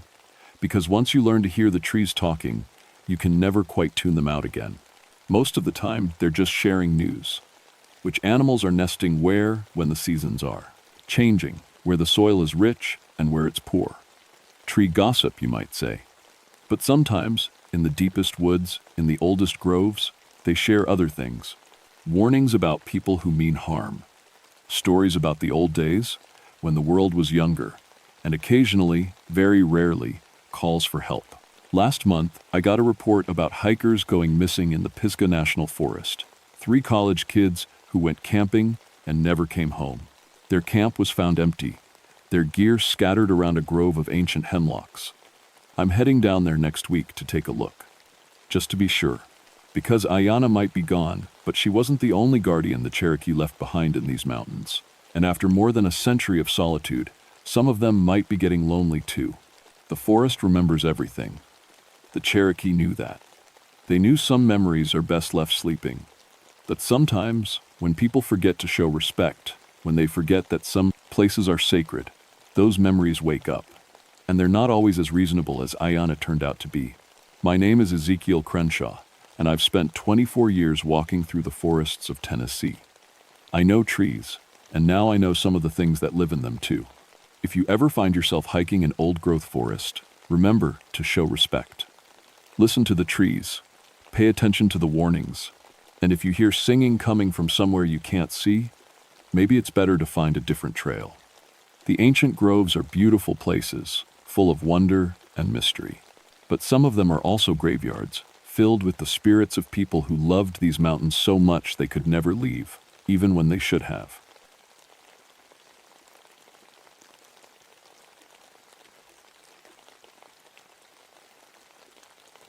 My name is Luther Foxworth, and I've been a federal ranger in these North Carolina mountains for 16 years. Before that, I spent 8 years with the ATF, chasing down illegal stills and gun runners. I thought I'd seen every trick in the book when it came to moonshine operations. I was wrong. It was September 1979, and the leaves were just starting to turn on Grandfather Mountain. The air had that crisp bite that made you want to build a fire and tell stories. But I wasn't thinking about stories that night when I got the call from Sheriff Davis down in Boone. "Luther, we got a problem," he said, his voice crackling through my radio. "Found some moonshine at Murphy's Bar that's got everybody talking. Quality like nothing I've ever seen." Now, I'd tasted plenty of mountain liquor in my line of work. Most of it could strip paint. But Davis was sending me a sample, and he sounded worried. "What's got you spooked, Sheriff?" "Just taste it when you get it." And Luther, the boys who brought it in, said it came from Hell's Hollow. I knew that place. Deep valley up near the Tennessee line, accessible only by a treacherous goat path that most folks wouldn't attempt even in daylight. My grandfather used to tell stories about that hollow, but I'd always figured they were just mountain tales meant to keep kids from wandering off. The sample arrived the next morning. I opened the mason jar and took a careful sniff. Clean? Too clean. Most mountain liquor smelled like it had been filtered through dirty socks and regret. This stuff smelled like, well, like nothing. Pure as spring water. I touched it to my lips. Smooth as silk, no burn, no aftertaste. It was perfect. Impossibly perfect. That's when I should have known something was wrong. I'd been tracking illegal stills since before most of these mountain boys were born. My daddy was a revenue agent, and his daddy before him fought moonshiners during Prohibition. The Foxworth family had been chasing mountain liquor for 3 generations. I knew every trick, every hiding spot, every family that had been in the business for decades. But I'd never seen anything like this. I loaded up my Jeep with the usual gear, radio, camera, sample bottles, handcuffs. Standard procedure for investigating an illegal operation. The drive to Hell's Hollow took 2 hours on winding mountain roads that hadn't been paved since Roosevelt was president. The hollow sat at the end of a dirt track that petered out into nothing. I parked and hiked the rest of the way, following an old deer trail that wound down through thick stands of pine and oak. The air grew cooler as I descended, and a thin mist hung between the trees like spider webs.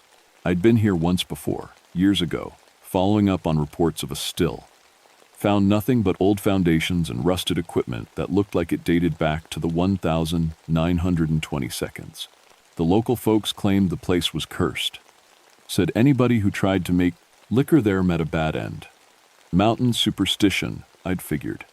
These people had been telling ghost stories to keep outsiders away from their business for generations. The path ended at a natural clearing where 3 old logging roads came together. A crossroads. In the center, somebody had placed a ring of stones around what looked like the remains of an old campfire. The stones were blackened, and the ground inside the circle was bare dirt, despite the thick grass everywhere else. I knelt down and touched the dirt. It was warm. That was my first real hint that something was off.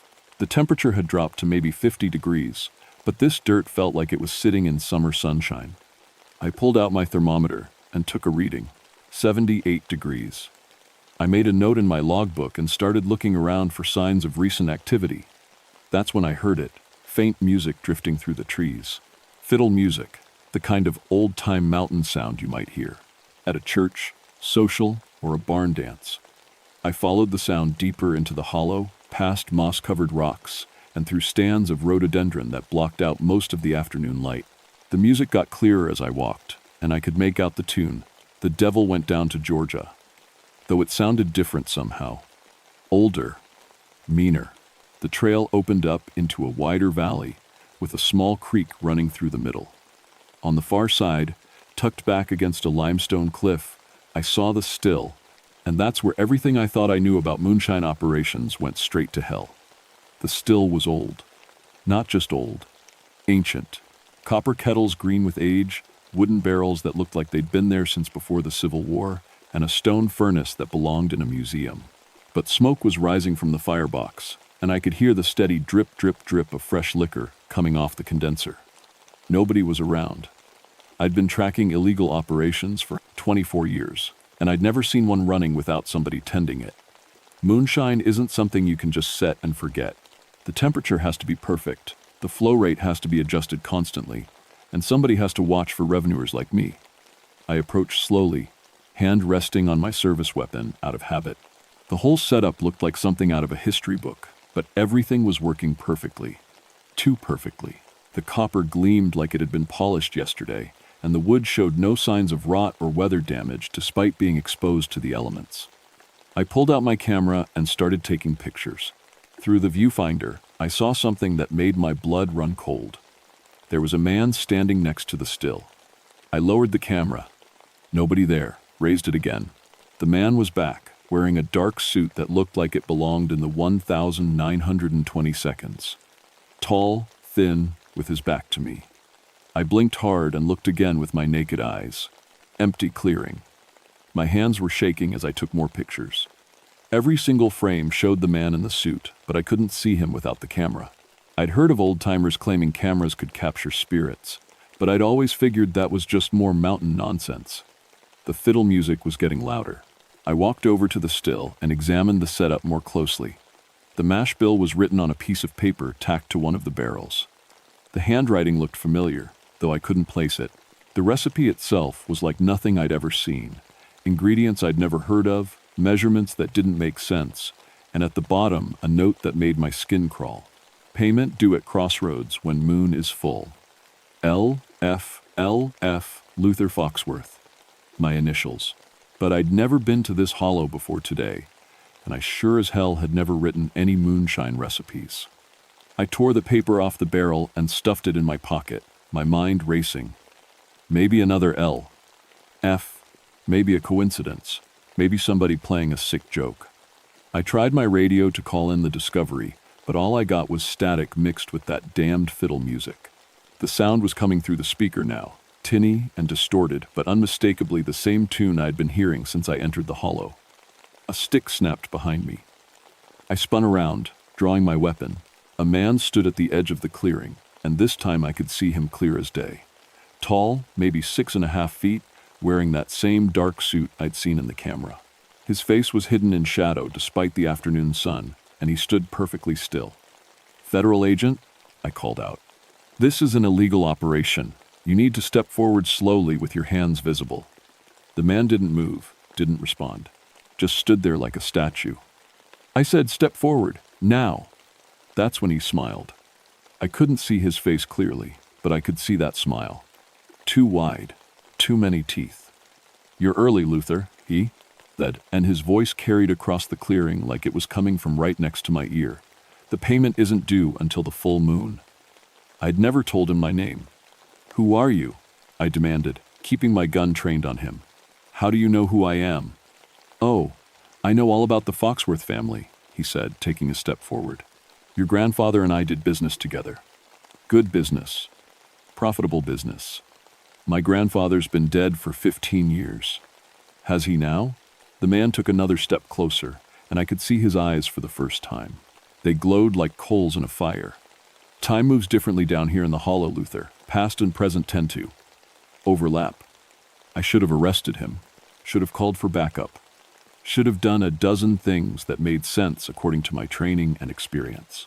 Instead, I just stood there with my gun pointed at something that was starting to look less and less human with every passing second. "You wanna know about your grandfather's business arrangements?" the man asked. "Look around you. This whole operation was his idea, his recipe, his, shall we say, unique approach to quality control." The pieces of paper in my pocket felt like they were burning a hole through my uniform. L. F. But not Luther Foxworth. Levi Foxworth. My grandfather. "That's impossible," I said. "He was a God-fearing man, preached at the Baptist church for 30 years. "Oh, he found God eventually," the man said, with another one of those terrible smiles. "But not before he found me. Not before he made certain promises. Certain arrangements." The man raised his hand, and every piece of equipment in the still operation began working faster. The fire roared higher, the mash bubbled more vigorously, and that steady drip of fresh liquor turned into a stream. "You see, Luther, your grandfather wanted to make the best moonshine in these mountains. Wanted it so badly, he was willing to pay any price. And I was happy to help him achieve that goal." "What kind of price?" I asked, though I was pretty sure I didn't want to know the answer. "The usual," he said. "His soul, his firstborn son's soul, his firstborn son's firstborn son's soul. A family tradition, you might say. My father had died in Korea, never married, never had kids. That left me." I backed away from the man, keeping my gun raised, though I was starting to suspect bullets wouldn't do much good. "You're talking about my grandfather like you knew him personally." "Oh, I did more than know him," the man said, walking closer. With each step, he seemed to grow taller, and the shadows around his face got deeper. "We were business partners. Very close business partners. My grandfather never made moonshine. He was a preacher, After our arrangement concluded, yes. Amazing how quickly a man finds religion when he realizes what he's really bargained with. The man gestured toward the still. But before that revelation, he was quite the entrepreneur.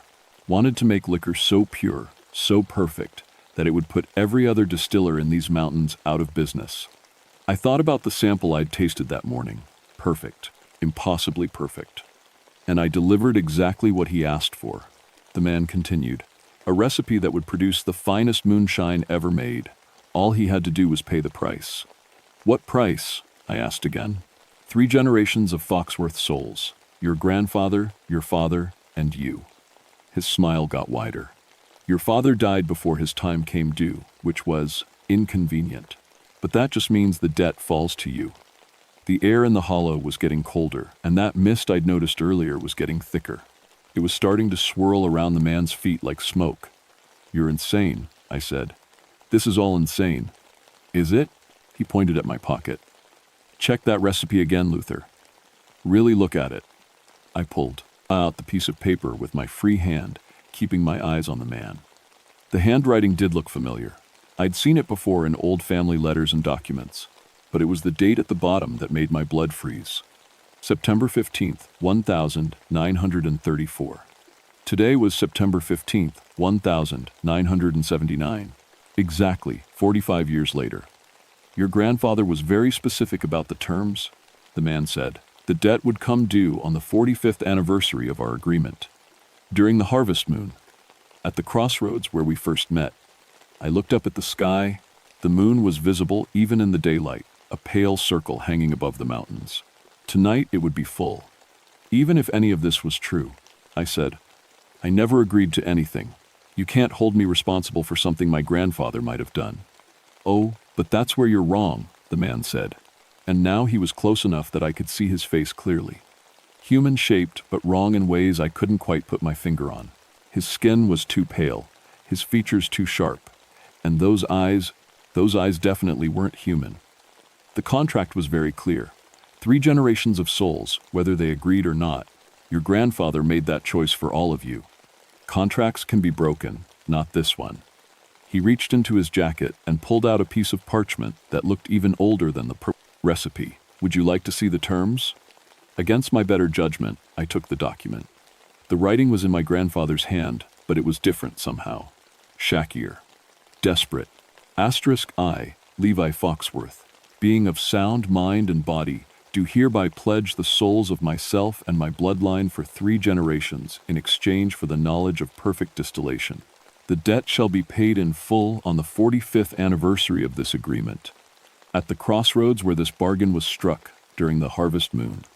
**, signed in blood this day, September 15th, 1934. **, Levi Foxworth, Times. At the bottom of the document was another signature, but it wasn't written in any alphabet I recognized. The letters seemed to move and shift when I looked at them directly. Your grandfather was quite specific about the quality he wanted, the man said. Moonshine so pure it would seem supernatural. Liquor that would make men weep with joy and women forget their troubles. And I delivered exactly what he asked for. In exchange for our souls. In exchange for 3 souls, yes. Payment in full tonight at midnight, when the moon reaches its peak. I looked at my watch. 4:30 in the afternoon, 7.5 hours. What happens if I don't show up? The man's laugh was like breaking glass. Oh, you'll show up, Luther. You don't have a choice. The contract binds you here until the debt is paid. You couldn't leave this hollow now if you tried. I turned and ran. I made it maybe 50 yards before something invisible slammed into me like a brick wall. I bounced off, nothing at all, and hit the ground hard, my gun flying out of my hand. When I got up and tried again, the same thing happened. The man was still standing by the still, watching me with amusement. Like I said, he called out, you can't leave. The boundaries of this hollow are sealed until our business is concluded. I retrieved my gun and tried a different direction. Same result. It was like being trapped in an invisible cage. Who are you? I shouted. I think you already know, he replied. Your grandfather certainly figured it out quickly enough. Though by then, of course, it was far too late. The sun was starting to set, and the mist in the hollow was getting thicker. I could still hear that fiddle music, but now it seemed to be coming from everywhere at once, and underneath it, I could swear I heard voices. Singing, crying, pleading. The moonshine operation was just the beginning, the man said, walking toward me again. Your grandfather used the recipe I gave him to build quite an empire. Made more money in 5 years than most people see in a lifetime. But money wasn't what he really wanted. What did he want? Respect, recognition, to be remembered as the greatest distiller in the history of these mountains. The man smiled again, and he got all of that. The Foxworth name became legendary among moonshiners. Men would travel hundreds of miles just to taste his liquor. Until he found God and quit. Until he realized what the true cost would be. Yes, he tried everything he could think of to break our agreement. Became a preacher, thinking God would protect him. Destroyed all his equipment, burned down his still, even moved away from these mountains for a while. But it didn't work. Contracts are binding, Luther. Especially contracts signed in blood with the proper authorities. The man was close enough now that I could smell him. Sulfur and smoke and something else. Something rotten. The grandfather spent the last 15 years of his life trying to find a way to save you. He continued, consulted every preacher, every root doctor, every wise woman in 3 states. But there's only one way to break a deal with the devil. Which is? His smile was the most terrifying thing I'd ever seen. You have to outwit him. The sun disappeared behind the mountains, and the hollow plunged into darkness. The only light came from the fire under the still, and those glowing eyes staring at me from across the clearing. Your grandfather was very clever, the man said. Spent years studying contract law, looking for loopholes. He found one, actually, a very small one, but clever enough for his purposes. What loophole? The contract specifies 3 generations of Foxworth souls. Your grandfather, your father, you. The man began walking in a slow circle around me. But it doesn't specify that all 3 souls have to be collected. I didn't understand what he was getting at, but I could tell it was important. Your grandfather discovered that if one generation could outwit me, truly outwit me, not just delay the inevitable, the entire contract would be void. All 3 souls would be freed. How do you outwit the devil? Very carefully. His laugh echoed off the limestone cliffs. Your grandfather tried and failed. Your father never got the chance. That leaves you. And if I fail, then I collect what's owed to me. 3 souls for the price of 1 recipe. I thought about my grandfather, the God-fearing preacher who'd spent his final years carrying a terrible secret. About my father, who died in Korea without ever knowing what legacy he'd inherited. About myself, trapped in this hollow with something that claimed to be the devil himself. What kind of contest? I asked. The traditional kind, the man said. A fiddle contest. Best tune wins. If you win, the contract is void, and your family is free. If I win, you get 3 souls. Exactly. I stared at him. I can't play the fiddle. Oh, but you can, he said, reaching into his jacket again. This time he pulled out a violin case that definitely hadn't been there before. Your grandfather was quite accomplished. Your father had the gift too, though he never developed it. The talent runs in your blood, Luther. I've never touched a fiddle in my life, haven't you? He opened the case, and I saw the most beautiful instrument I'd ever laid eyes on. The wood seemed to glow with its own inner light, and the strings hummed even though no one was touching them. This belonged to your grandfather. He played it every day until our agreement came due. I looked at the fiddle and felt something stir deep in my memory. Distant recollections of sitting on my grandfather's knee, listening to him play old mountain songs. I'd been very young when he died, but I could remember the sound of his fiddle drifting through the house on quiet evenings. He taught you, the man said, reading my thoughts. When you were just a boy, before he realized what he'd passed on to you. I reached for the instrument, and my fingers found the neck like they'd been born to hold it. The bow felt natural in my other hand.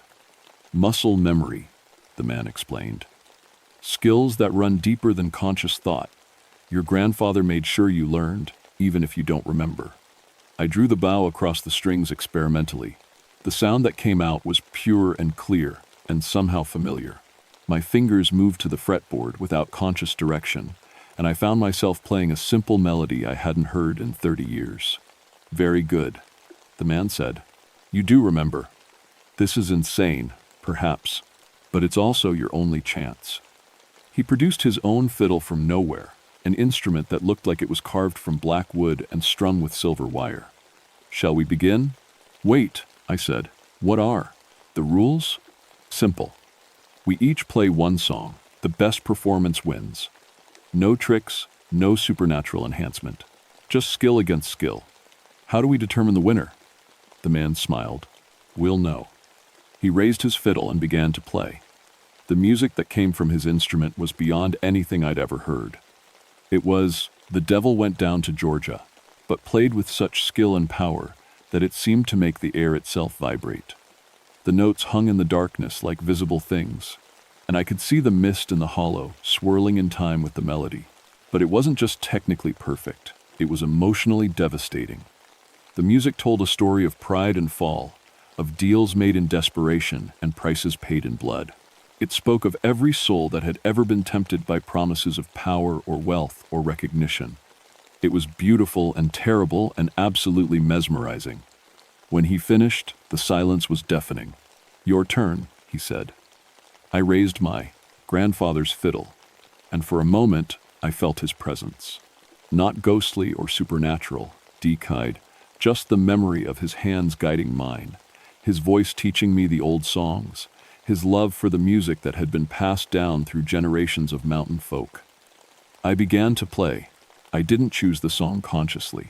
It just flowed out of the fiddle like water from a spring. Amazing Grace. But not the church version. This was the way my grandfather had played it, with all the ornaments and variations that came from a lifetime of mountain music. Simple and pure and honest. As I played, I thought about my grandfather's struggle. 15 years of guilt and fear and desperate searching for a way to save his family. I thought about my father, dying young in a foreign war without ever knowing the burden he carried. I thought about myself, standing in a haunted hollow at midnight, playing for my soul against the devil himself. But mostly, I thought about love. The love that had driven my grandfather to make his original bargain. The love that had tormented him when he realized the cost.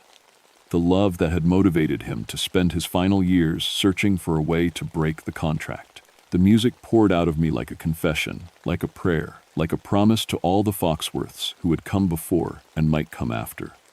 When I finished, tears were streaming down my face. The man stared at me for a long moment. His eyes were no longer glowing, and his smile had faded. "Technically," he said slowly, "my performance was superior." "Yes," I agreed. "It was. But that's not what this was really about, was it?" He was quiet for a long time. The mist in the hollow began to clear, and I could see stars appearing overhead. "Your grandfather was clever," he finally said. "Very clever indeed." "What did he figure out?" "That the contest was never about skill. It was about why you play." The man looked at his fiddle and then at mine. "I play to demonstrate my power, to show my superiority, to claim what's mine by right of contract." And I played. For love. For family. For the hope that future generations might be free of the burden your grandfather created. He smiled, but this time it wasn't terrible. It was almost sad. "Love trumps power, Luther. It always has. Your grandfather knew that when he taught you those songs, he was preparing you for this moment." The contract in my pocket burst into flames and crumbled to ash. "The debt is paid," the man said. "Your family is free. What about you? I'll find other crossroads, other desperate souls willing to make bargains they don't understand." He picked up his fiddle and began to fade like morning mist. "But I'll remember this night, Luther Foxworth, and I'll remember your grandfather's wisdom." "Wait," I called out. "What was his name? His real name?" But the man was gone, and I was alone in the hollow with my grandfather's fiddle and the ruins of a still that looked like it had been abandoned for decades. I hiked out of Hell's Hollow as the sun was coming up, carrying the fiddle case and a head full of memories I wasn't sure I believed myself. When I reached my Jeep, the radio crackled to life. "Luther, you copy?" Sheriff Davis's voice was worried. "You never checked in last night." "I'm here, Sheriff. Found the still, but it's been abandoned for years." Nothing but old equipment and rust. You find anything that explains the quality of that moonshine? I looked back toward the hollow, where morning mist was rising from the valley floor like smoke from an extinguished fire. Just mountain folklore, I said. Old recipes and older stories. I filed my report that afternoon, documenting an abandoned, still operation with no current activity. The photographs I'd taken showed nothing but empty equipment and morning shadows. The man in the suit was nowhere to be seen. But I kept my grandfather's fiddle. That evening, I sat on my front porch and played some of the old songs he'd taught me. The music came easier now, like a door in my mind had been unlocked. Neighbors stopped to listen, and before long, I had a small audience of folks who remembered Levi Foxworth's playing from their childhood. Your granddaddy was the finest fiddle player in these mountains, old Mrs. Henderson told me. Could make that instrument sing like angels or cry like widows. We sure missed his music when he put it aside. Why did he stop playing? I asked. She looked at me strangely. Don't you know? He said the music was calling him down paths he didn't want to walk. Found God instead, and never picked up that fiddle again. I played until well past midnight, and when I finally went inside, I could swear I heard other fiddles echoing from hollows throughout the mountains. Good music, clean music. Music played for love instead of power. 3 weeks later, I got a letter from the State Historical Society. They wanted to interview me about my grandfather's moonshine recipes, which had become legendary among collectors of Appalachian folklore. Apparently, several old-timers had mentioned that Levi Foxworth made the finest liquor ever produced in the mountains. I told them I didn't know anything about that, but sometimes, late at night when the moon is full and the mist hangs low in the valleys, I take my grandfather's fiddle out to the crossroads near my house and play the old songs. Just in case some desperate soul is thinking about making a bargain they might regret. The devil went down to Georgia, the song says, looking for a soul to steal. But he's been up and down these North Carolina mountains for a lot longer than that. And he'll keep coming back as long as people are willing to trade their souls for earthly desires. The thing about deals with the devil is that the price is always higher than you think you're paying. My grandfather learned that lesson the hard way, but he also learned that love is stronger than any contract, and that wisdom passed down through generations can light the way out of even the darkest hollow. I still patrol these mountains, still chase down illegal stills, still uphold federal law in places where law and order sometimes take a back seat to older traditions. But now I carry more than just a badge and a gun. I carry the memory of a man who made a terrible mistake and spent the rest of his life trying to make it right. And sometimes, on nights when the wind carries the sound of fiddle music from empty hollows, I know he succeeded. If you ever find yourself at a mountain crossroads during a full moon and a well-dressed stranger offers you your heart's desire in exchange for a simple signature, remember the Foxworth family story. Some bargains aren't worth making, no matter how perfect the promised outcome. And if you absolutely must make a deal with the devil, make sure you know how to play the fiddle. You might need it more than you think.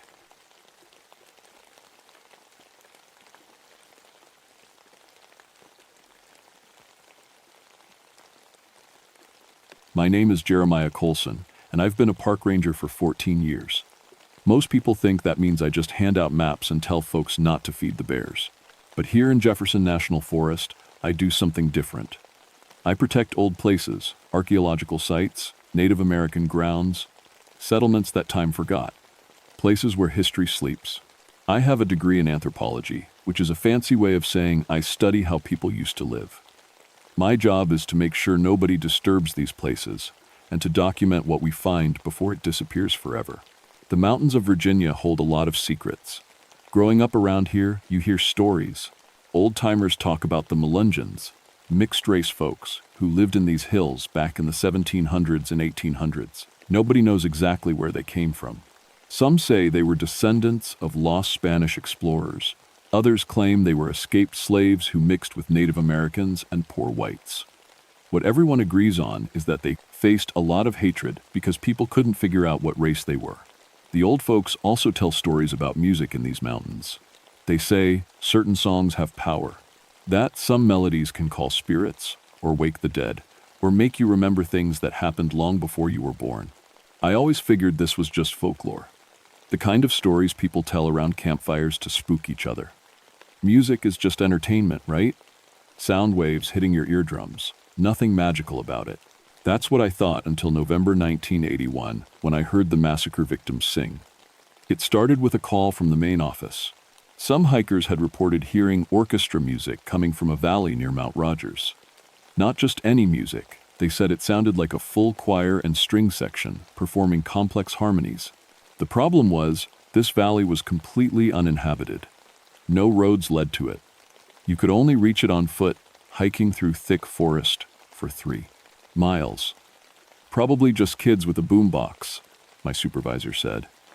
But we should check it out. Make sure nobody's camping illegally or disturbing anything important. The valley in question was called Goins Hollow on the old maps, though most people had forgotten the name. It sat in a natural bowl between 3 ridges, hidden from view unless you knew exactly where to look. I'd been there once before, years earlier, doing a routine survey. All I'd found were some scattered foundation stones and what looked like old field boundaries. Nothing remarkable. But as I prepared for the hike, I did some research at the local historical society. What I found made me pay more attention to this trip. According to a document from 1794, Goins Hollow had been home to a small community of Melungeons. About 30 families lived there, farming the bottomland and keeping to themselves.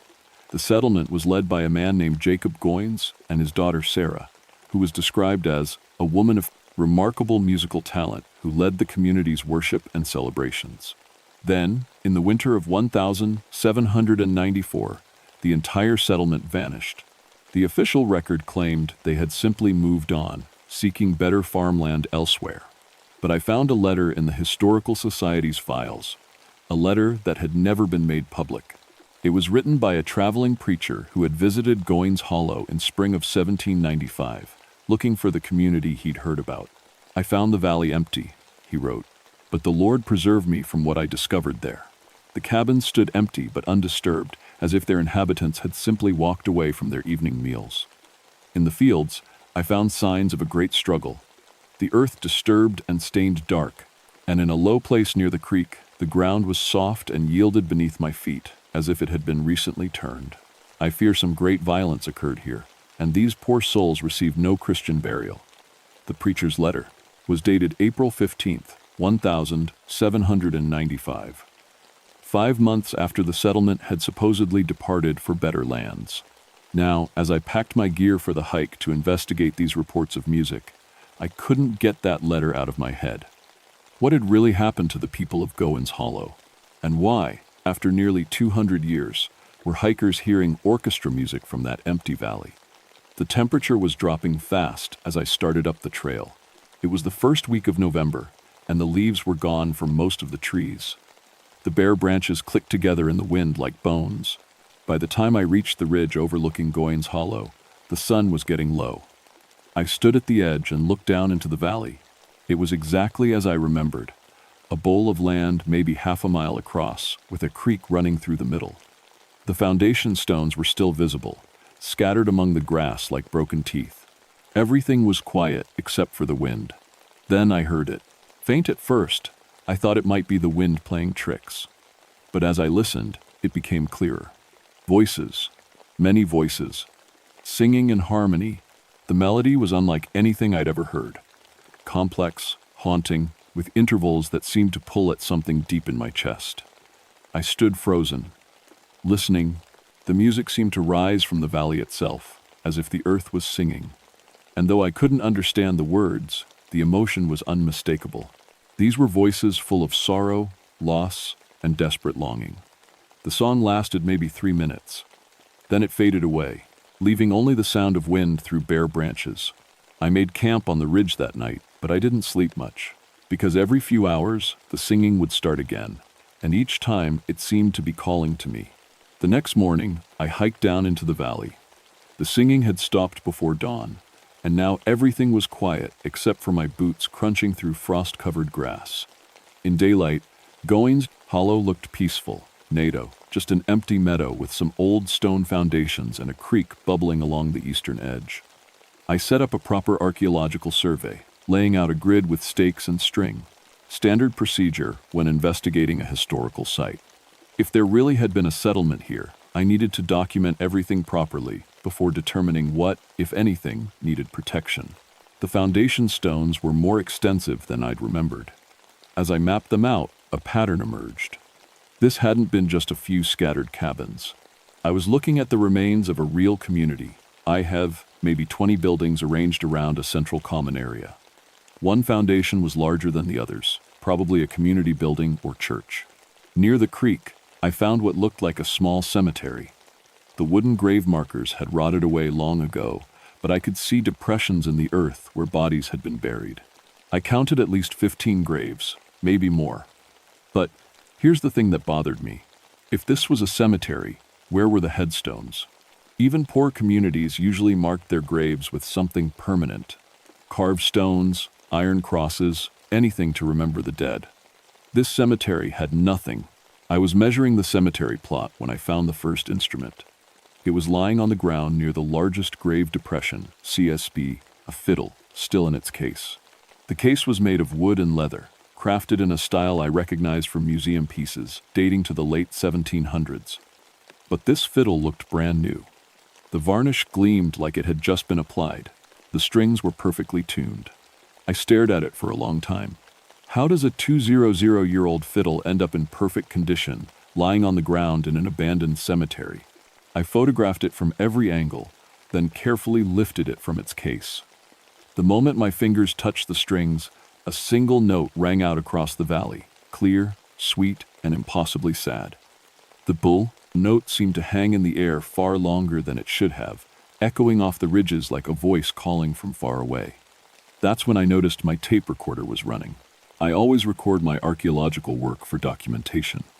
But when I played back the tape later, I discovered something strange. The recording captured sounds that I hadn't heard while I was there. Whispered voices speaking in what sounded like an archaic dialect, the rustle of clothing, the soft sound of many people breathing, and underneath it all, very faintly, was the sound of someone crying. I spent the rest of the day surveying the site, but I kept finding things that shouldn't have been there. A wooden flute, carved with intricate designs, sitting on one of the foundation stones. Sheet music, written on handmade paper, covered with musical notation in a style I'd never seen before. A small drum with symbols painted on the hide that didn't match any Native American or European traditions I knew. All of these instruments were old, at least 200 years old, judging by their construction, but they were all in perfect condition, as if they'd been made yesterday and carefully preserved. As evening approached, I made camp on a level spot near the central common area. I'd brought a portable camp stove, sleeping bag, and enough food for 3 days. Part of me wanted to leave, to hike back to my truck and report this as a routine archaeological site. But the historian in me was fascinated.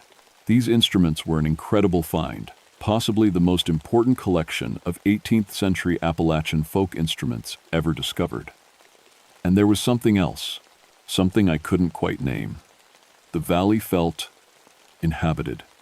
Not by living people, but by presence, by memory, by stories that needed to be told. I was cooking dinner when the music started again. This time it was closer, much closer. The voices seemed to be coming from the foundation stones around me, a grassed, full choir singing in 4-part harmony. The melody was different from what I'd heard the night before, but equally complex. And now I could make out some of the words. They were singing in English, but in an old dialect that was hard to follow.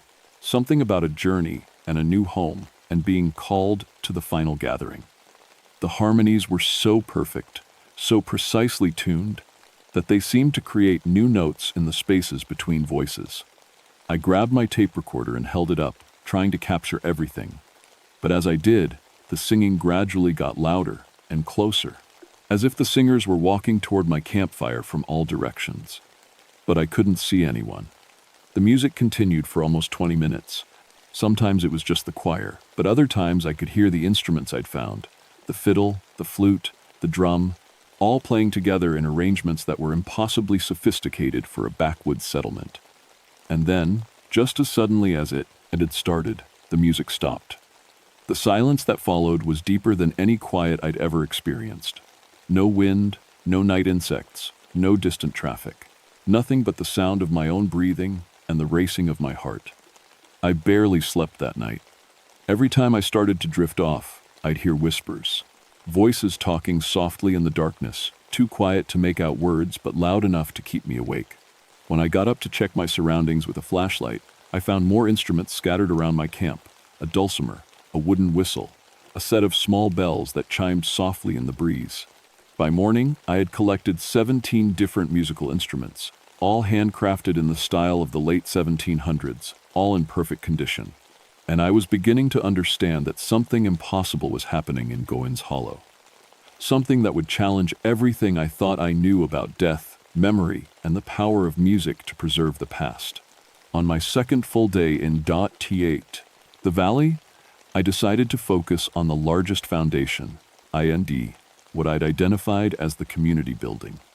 If the people of Goins Hollow had gathered anywhere to make music, it would have been there. The foundation was rectangular, about 30 feet by 20 feet, built from carefully fitted field stones. As I cleared away centuries of fallen leaves and soil, I found something remarkable. The building had burned.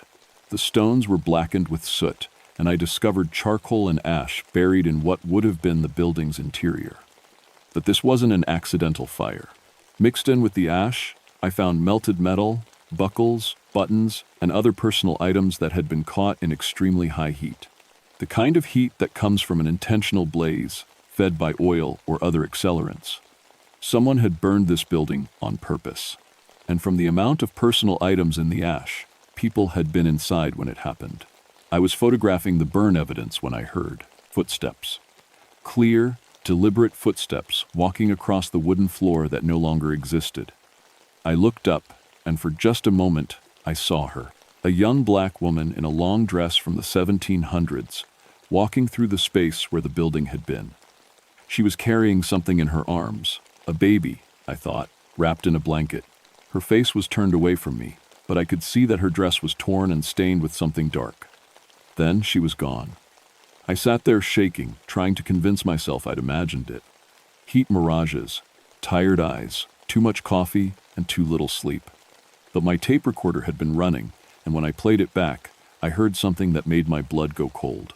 Along with the sound of my own breathing and the rustle of leaves, the recording captured the clear sound of a woman humming a lullaby, and underneath that, very faintly, the sound of a baby crying. That afternoon, I drove back to town and spent hours at the Historical Society, digging through every document I could find about Goins Hollow. What I discovered made the hair on the back of my neck stand up. In December 1794, a local militia had been formed to deal with the problem of the mixed-race settlement. The militia was led by a man named Colonel William Hayes, who owned a plantation about 10 miles from Goins Hollow. In his letters to the Virginia governor, Hayes described the Melungeon community as a threat to the natural order and an example that might encourage slave rebellion. On December 21st, 1794, 1809, the winter solstice, the longest night of the year, Hayes and 30 armed men had ridden to Goins Hollow. According to Hayes's own report, they intended to relocate the inhabitants to more appropriate territories. But I found another document, a diary kept by one of Hayes's men, a farmer named Thomas Wright. Wright's account was very different from the official report. According to Wright, the militia had arrived at Goins Hollow during the community's winter solstice celebration. The entire settlement was gathered in their meeting house, singing traditional songs. When Hayes demanded they leave immediately, the community's leader, Jacob Goins, had tried to negotiate. He'd offered to move the settlement in spring, when travel would be safer and they could properly prepare. Hayes had refused. When the Melungeons retreated into their meeting house and barred the doors, Hayes ordered his men to set fire to the building. Wright wrote, "Colonel Hayes said they would come out or burn." But they did not come out. They stayed inside and sang as the flames grew. Such singing I never heard. Not Christian hymns, but something older, sadder, like the earth itself was mourning. Even when the roof collapsed, we could still hear them singing. God forgive us all. 37 people died that night. Men, women, children, babies. Their bodies were thrown into a mass grave by the creek and covered with lime to speed. Decomposition. No markers were placed. No records were kept. The official report stated that the settlement had voluntarily relocated to territories west of the mountains. For nearly 200 years, no one had known the truth about what happened to the people of Goins Hollow. No one except the dead themselves. When I returned to the valley that evening, everything had changed. The instruments I'd found were now arranged in a careful circle around the ruins of the meeting house. As the sun set, I could hear voices gathering, not just the choir I'd heard before, but individual voices calling to each other across the valley. "Sarah? Sarah, where are you? Mama, I can't find Mama. The fire's too hot, Jacob. We can't get out." As full darkness fell, the entire scene began to replay itself. I saw them first as flickering shapes in the firelight, dozens of people in 18th century clothing gathered in the space where the meeting house had stood. They were singing, just as they had on that terrible night in 1794. But now I could see their faces, and I understood why they had never found peace. These weren't just ghosts. They were the memories of injustice, preserved in melody and harmony. They were the voices of people who had died without anyone knowing their names, their stories, their songs. They had been singing in this valley for 2 centuries, waiting for someone to hear them, someone to remember them, someone to tell the world what had really happened here. And for some reason, they had chosen me. As the phantom fire grew brighter around the ruins, a woman stepped forward from the group. She was young, maybe 25, with dark skin and long black hair. She wore a dress that had once been white but was now stained with soot and blood. In her arms, she cradled a baby that flickered between life and death like a candle flame. When she spoke, her voice seemed to come from everywhere at once. "Are you the one who will sing our songs to the living?" Her name was Sarah Goins, daughter of Jacob, leader of the community's music and keeper of their songs. As she spoke, the other spirits gathered around us in a circle, their faces lit by the phantom fire that had killed them all those years ago. "We have been waiting," Sarah said, her voice carrying the weight of 2 centuries. "Waiting for someone who would listen, someone who would understand that our songs carry more than melody, they carry truth." The baby in her arms looked at me with eyes that held impossible sadness. This was her child, I realized, born into a community that was trying to find its place in a hostile world, killed before he could speak his first words. "You're historians?" I said, my voice barely working. "You're trying to preserve what happened here." Sarah nodded. "Music is memory, Jeremiah Colson. In our songs, we kept the stories of our people, where we came from, how we lived, what we believed. When they burned us alive, our songs were burning too. All that history, all that culture, turning to ash." Around the circle, other spirits began to sing. But these weren't the complex harmonies I'd heard before. These were individual songs, lullabies, work songs, wedding songs, funeral songs, each one carrying the story of a life lived and lost. An elderly man sang about crossing the ocean from a land he could barely remember. A young woman sang about falling in love with a Cherokee man and creating a family that belonged to multiple worlds. A child sang about learning to play the fiddle from his grandmother, who had learned it from her grandmother, stretching back through generations of musical tradition. As each person sang their story, I felt their memories flowing into me. I saw their lives, the joy, the struggle, the love, the fear. I experienced their final night, trapped in the burning meeting house while militiamen stood outside with torches and rifles. But I also felt something else. These spirits weren't just sharing their memories with me, they were teaching me their songs. Each melody was embedding itself in my mind, complete with words, harmonies, and the cultural context that gave it meaning. "This is what we need," Sarah said. "Someone living who can carry our music forward. Someone who can teach these songs to others, so our people will be remembered." "But why me?" I asked. "I'm not a musician. I'm just a park ranger with an anthropology degree." "You listen," Sarah replied. "You care about preserving what was lost, and you understand that some truths can only be told through song." The circle of spirits moved closer, and their singing grew more intense. The melodies began to weave together, creating harmonies that seemed to reshape reality around us. The ruined foundations flickered between past and present. Sometimes I saw the burned stones. Sometimes I saw the buildings as they had been, full of life and warmth and community. But there's a price, Sarah continued, and her voice grew sad. To carry our songs, you must carry our pain. To remember our joy, you must also remember our suffering. And once you begin singing our music, you can never stop. Our songs will become part of you, calling to you, demanding to be shared. I looked around at the spirits surrounding me, 37 people who had died violent deaths, whose stories had been buried with their bodies. For 2 centuries, they had been alone in this valley, singing to empty air, waiting for someone to hear them. What happens to you? I asked. If I agree to this, if I learn your songs and share them with the world, what happens to you? Sarah smiled for the first time since I'd seen her, and for a moment, she looked like any young mother holding her child.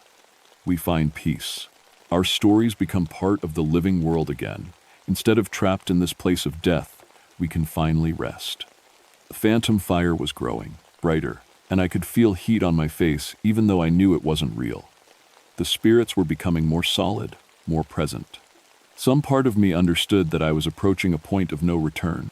If I stayed much longer, if I let them teach me all their songs, I might not be able to leave this valley. I might join their eternal chorus, trading my life for their stories. But as I looked at Sarah's face, at the hope and desperation there, I knew I couldn't walk away. These people deserved to be remembered. Their culture deserved to survive. Their music, which carried the voices of Spanish explorers and Cherokee medicine men and African griots and Scottish settlers, all blended into something uniquely American, deserved to be heard again. Teach me, I said. The moment I spoke those words, the spirits rushed toward me like a wind made of memory and melody. I felt their songs pouring into me, dozens of them, maybe hundreds. Lullabies and love songs and work songs, and sacred chants. Each one carried the full weight of the life that had created it. I felt like I was drowning in music, in history, in the accumulated pain and beauty of an entire community. The melodies tangled together in my mind, threatening to drive me insane with their complexity. But underneath the chaos, I could hear Sarah's voice, guiding me, teaching me how to hold all these songs without losing myself. Remember, she whispered, and her voice was fading as the phantom fire began to die down. Remember us all. When the fire finally went out, I was alone in the valley. But I was no longer the same person who had arrived 3 days earlier.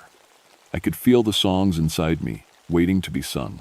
I could feel the weight of 37 stories that were now mine to carry forward. And I could still hear Sarah's voice, very faintly, singing a lullaby to her child as they finally found their way to peace. I hiked out of Goins Hollow the next morning, but I carried the valley with me. The songs were always there now, humming just beneath the surface of my consciousness. When I was alone, I found myself singing melodies I'd never learned, in harmonies that seemed to come from somewhere deeper than memory. The first thing I did was contact the Virginia Department of Historic Resources. Within a week, I had a team of archaeologists and historians working with me to properly excavate the site. We found everything I'd expected: Foreman Round, the mass grave, the evidence of the fire, the personal belongings of 37 murdered people. But we also found things that couldn't be explained by conventional archaeology. Musical instruments buried throughout the valley, all in perfect condition despite being underground for 2 centuries. Sheet music written on paper that should have rotted away long ago. And in the ruins of the meeting house, carved into a stone that had been hidden beneath the ash, we found something remarkable. A complete list of the community members, their names and ages, written in Sarah Goins' own hand. The official historical record was corrected. Goins Hollow became a recognized historical site, with markers commemorating the Melungeon community that had lived and died there. The truth about the 1794 massacre was added to Virginia's historical records, and Colonel Hayes's descendants even issued a formal apology. But for me, that was just the beginning. I started teaching the songs, first to local musicians, then to folklorists and ethnomusicologists from universities across the country. Each song I shared seemed to unlock more memories, more melodies. It was as if the act of singing them in the living world was calling forth other lost voices from other forgotten places. Within 5 years, I had documented over 300 songs from the Goins Hollow tradition. I published papers on Melungeon music, recorded albums with traditional musicians, and spoke at conferences about the power of music to preserve cultural memory.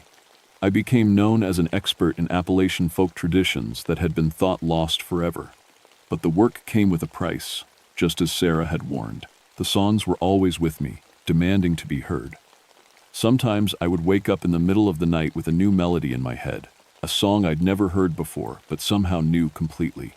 Other times, I would be in the middle of a conversation and suddenly find myself humming a lullaby that carried the weight of 2 centuries of sorrow. And I wasn't the only one being affected. Other rangers throughout the Appalachian region began reporting similar experiences.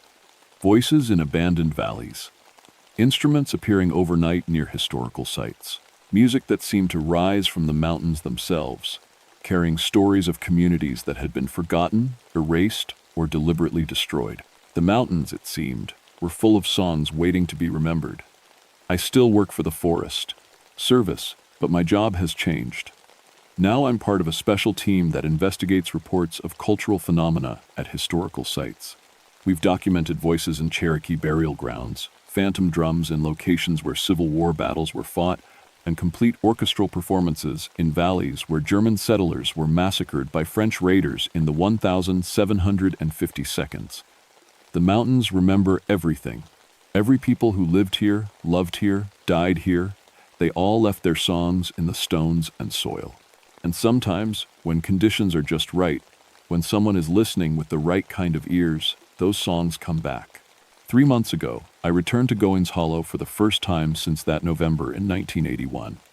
The historical markers were in place, and the site was being maintained as a memorial. But as I stood in the gathering dusk near the ruins of the meeting house, I realized I could still hear them. Very faintly, barely audible above the wind through the bare. The branches, I could hear the spirits singing. Not the desperate, mournful songs of the unremembered dead, but something new. Songs of gratitude, of peace, of joy at being remembered again. And underneath it all, clear and sweet, I heard Sarah Goins singing a lullaby to her child. Not a song of sorrow anymore, but a song of love that would never end. The dead don't always stay quiet. Sometimes they sing. And if you listen, really listen, you might learn something about the music that lives in the mountains, waiting to be remembered. But be careful. Once you hear the songs of the departed, you can never unhear them. And once you start singing them, you become part of their story forever. Some nights, when the wind is right and the mountains are quiet, I swear I can hear new voices joining the eternal chorus. Voices of people who lived and died in these hills, all adding their songs to the great symphony of memory that echoes through the valleys of Appalachia. And someday, when my time comes, I know my voice will join them too.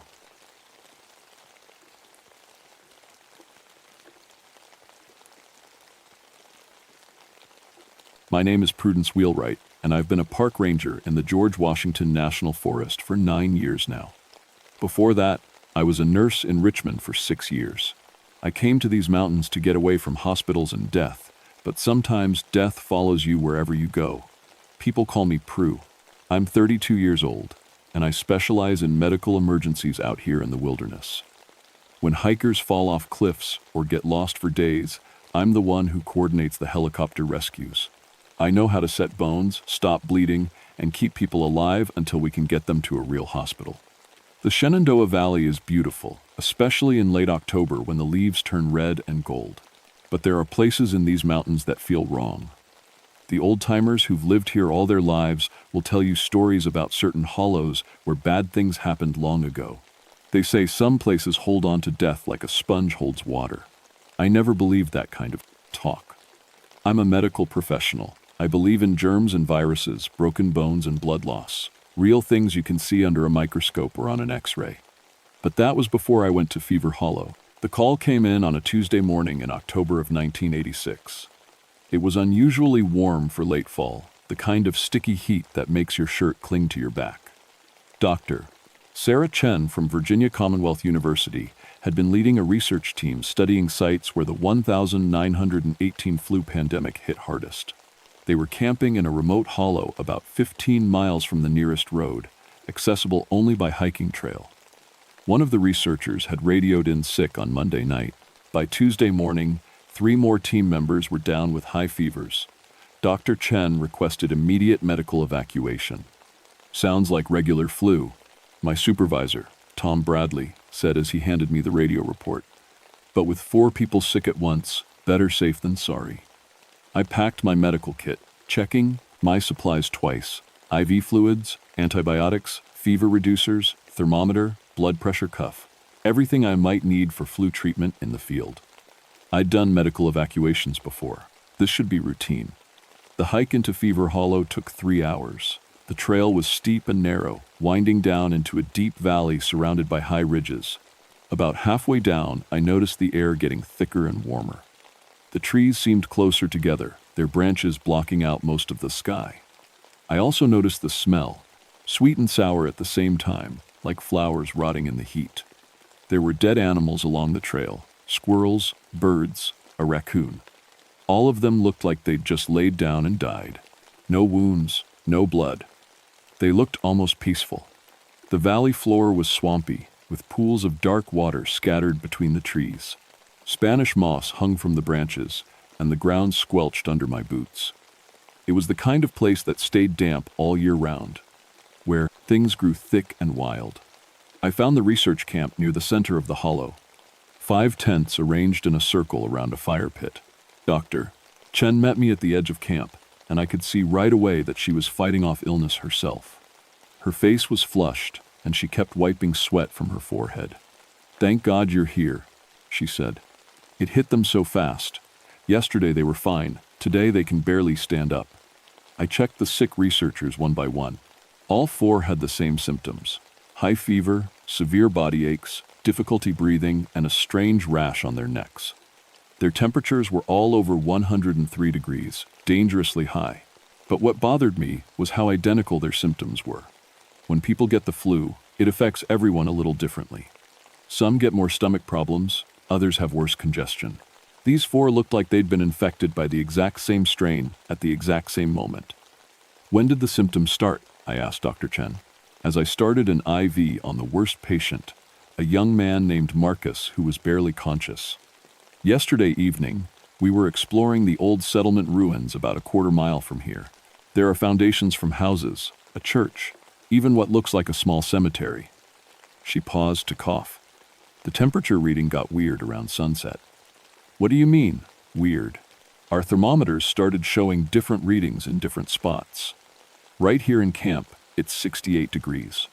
But near the old settlement, it was reading 89 degrees. We thought the equipment was broken. I checked my own thermometer. In the shade of the tent, it read 70 degrees. I walked 20 feet toward the center of the hollow and checked again, 85 degrees. That didn't make sense. As I worked to stabilize the patients, I noticed other strange things.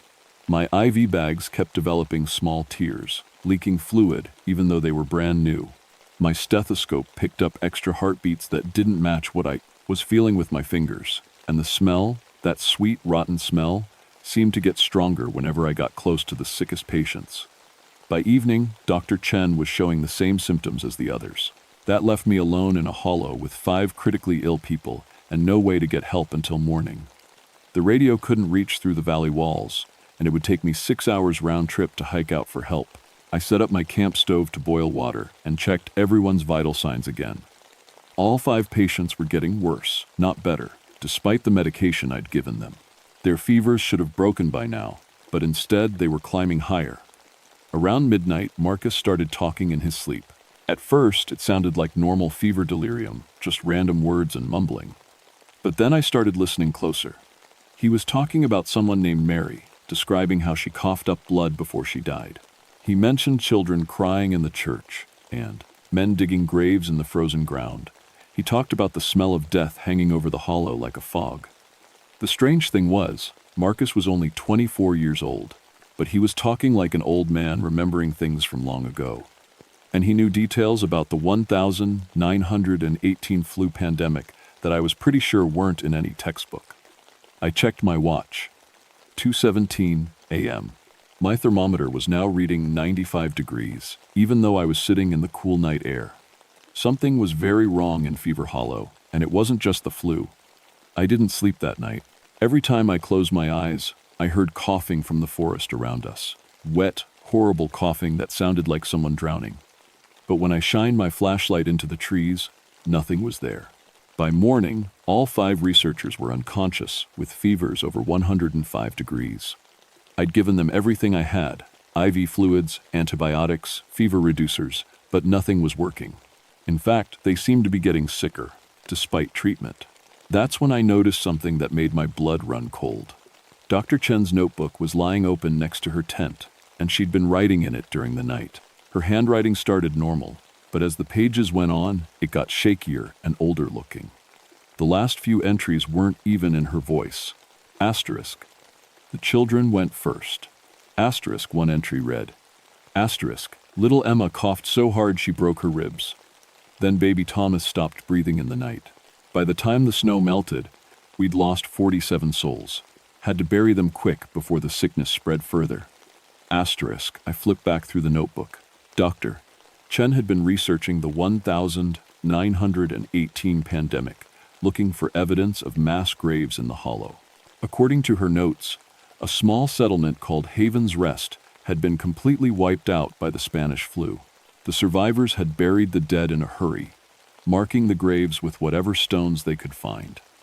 The really disturbing part was that Dr. Chen's research showed the settlement had lost 47 people to the flu. The exact number mentioned in the notebook entry she'd written while unconscious. I tried the radio again, but still couldn't get through.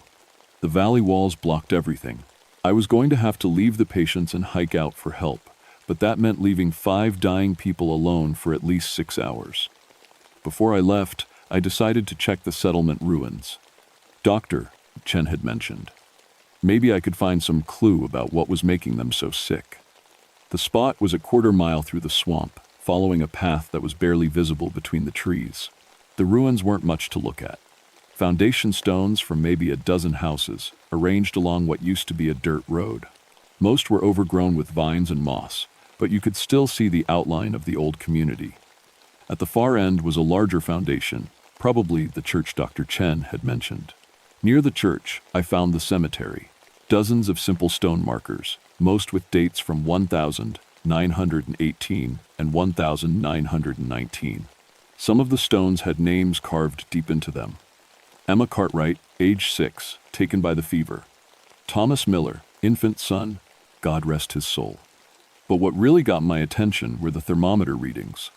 Just like Dr. Chen had said, the temperature near the graves was 20 degrees higher than it should be. I could actually feel the heat rising from the ground like it was summer pavement. I knelt down and touched one of the gravestones. It was warm, almost hot, and underneath the stone, I could swear I heard something. A faint sound, like breathing, or maybe coughing. That's when I saw the first one. It was just for a second, out of the corner of my eye. A woman in an old-fashioned dress, standing between 2 graves about 50 feet away. She was pale and thin, and even from a distance I could see that she was coughing into a handkerchief. I turned to look directly at her, and she was gone. Nothing there but Spanish moss hanging from a dead tree. I told myself it was heat exhaustion. The temperature was still climbing, even though it was only 9 in the morning. My shirt was soaked with sweat, and I was starting to feel lightheaded. But then I heard the coughing again. This time it was coming from multiple directions, like an echo that bounced off the valley walls. Wet, painful coughing that seemed to go on forever. I ran back toward camp, splashing through the swamp water and tripping over fallen logs. Behind me, the coughing got louder. It sounded like dozens of people, all coughing at the same time, all struggling to breathe. When I reached camp, I found Marcus sitting up in his tent. His fever had broken, and he was looking around with clear eyes. For a moment I felt relieved. Maybe the crisis was over. "Marcus," I said, kneeling beside him. "How are you feeling?" He looked at me with confusion, like he didn't recognize me.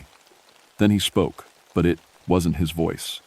It was older, rougher, with a mountain accent I'd never heard from him before. "Who are you, miss?" "I don't know you from the valley. I'm Prudence. I'm a park ranger. You're sick, Marcus. Do you remember being sick?" "Marcus?" He shook his head slowly. "My name's William Cartwright, and I got to check on my Emma. She's been coughing something awful." My hand started shaking as I checked his pulse.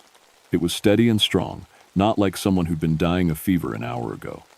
But his eyes looked different. older. Like he'd seen things that Marcus, a 24-year-old grad student, had never seen. "William," I said carefully, "what year is it?" 1918, of course. "Why would you ask such a thing?" He started to stand up. "I need to find Emma. The fever's been taking the children first, and I can't lose my little girl."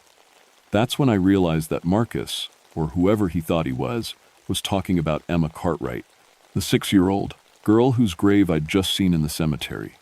I backed away from the tent, my heart pounding. This wasn't possible. People don't just become different people when they have the flu. But as I looked at Marcus, I saw nothing of the young researcher I'd met yesterday.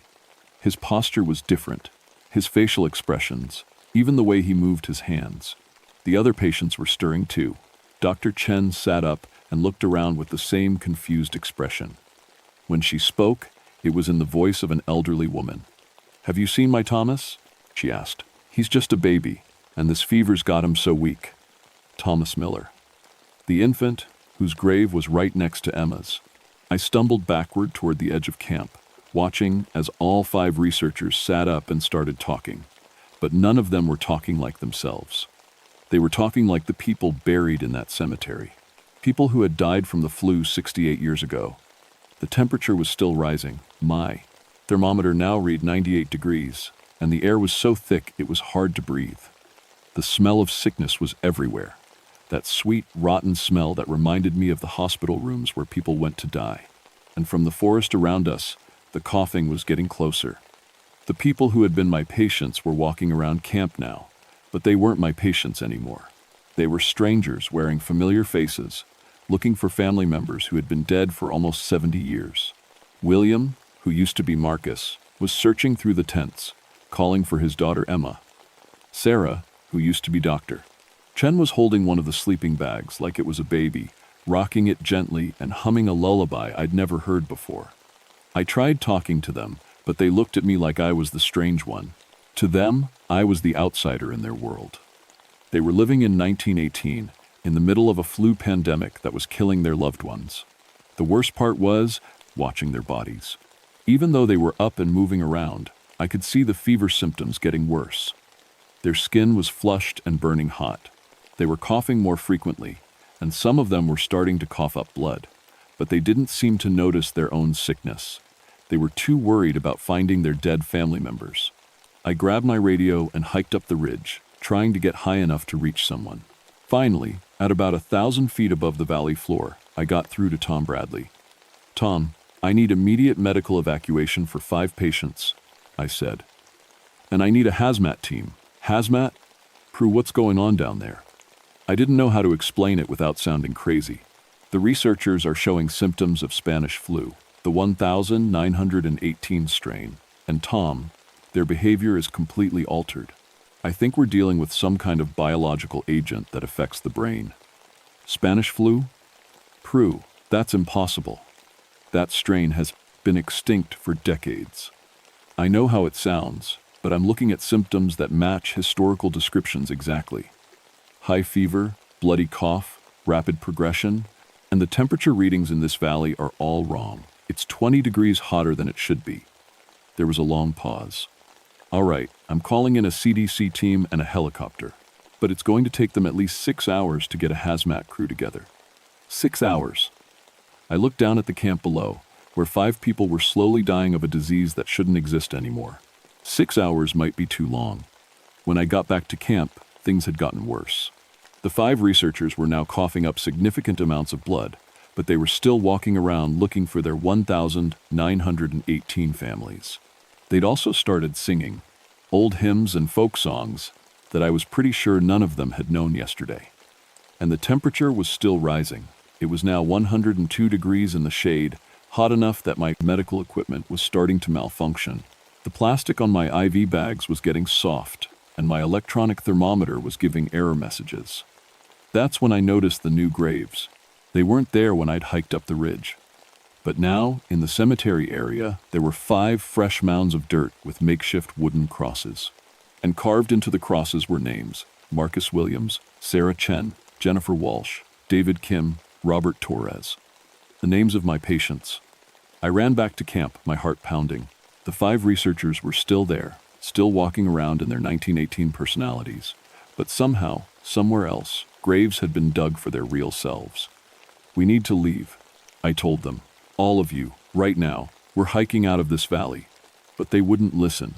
To them, I was a stranger suggesting they abandon their families during a medical crisis. William, Marcus actually got angry with me. "I can't leave Emma," he said. "She's just a little girl, and the fever's got her bad." "What kind of father would I be?" "Emma's not here," I said. "She died in 1918. You're Marcus Williams, you're a graduate student, and you're very sick." He looked at me with pity, like I was the one who was confused. "Miss, I think the heat's getting to you. Maybe you should sit down." That's when I heard the voices from the forest. At first it sounded like wind through the trees, but as I listened closer, I could make out words. Children crying for their mothers, men talking about digging graves, women singing lullabies to babies that would never grow up.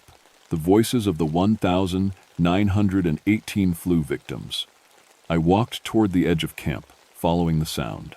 Through the trees, I could see shapes moving between the Spanish moss. People in old-fashioned clothes, walking slowly through the swamp. Some of them were carrying shovels, others were holding children. They all looked sick, pale, thin, coughing into handkerchiefs that were stained with blood. But they were walking around, talking to each other, acting like they were alive, and they were all walking toward our camp. I grabbed my radio and called Tom again. "The evacuation needs to happen now. Whatever it takes, get a helicopter down here." "Prue, the CDC team isn't ready yet. They need time to prepare for an unknown biological agent." "There's no time," I said. "People are going to die." "People? I thought you said there were only 5 researchers." I looked back toward the camp, where my 5 patients were now greeting the approaching figures from the forest. They were hugging and crying, reuniting with family members they hadn't seen in 68 years. "It's more complicated than I thought," I said. The reunion was heartbreaking to watch. William, Marcus found his daughter, Emma, a pale little girl who coughed into her hand and left blood on her fingers. Sarah, whoever was rocking a baby that looked real but couldn't possibly be real. But the most disturbing thing was that my patients were getting sicker as they spent time with their 1,918 families. The fever was consuming them from the inside, and I could see them getting weaker by the minute. I tried one more time to convince them to leave with me. But they weren't interested in 1986 or helicopter evacuations or modern medicine. They were exactly where they wanted to be, with the people they loved, in the time they belonged to. The problem was, the 1,918 flu had killed everyone in Haven's Rest, and if my patients stayed here much longer, it was going to kill them too. As the afternoon wore on, more people emerged from the forest. Dozens of them, all showing signs of the flu, all carrying the smell of sickness and death.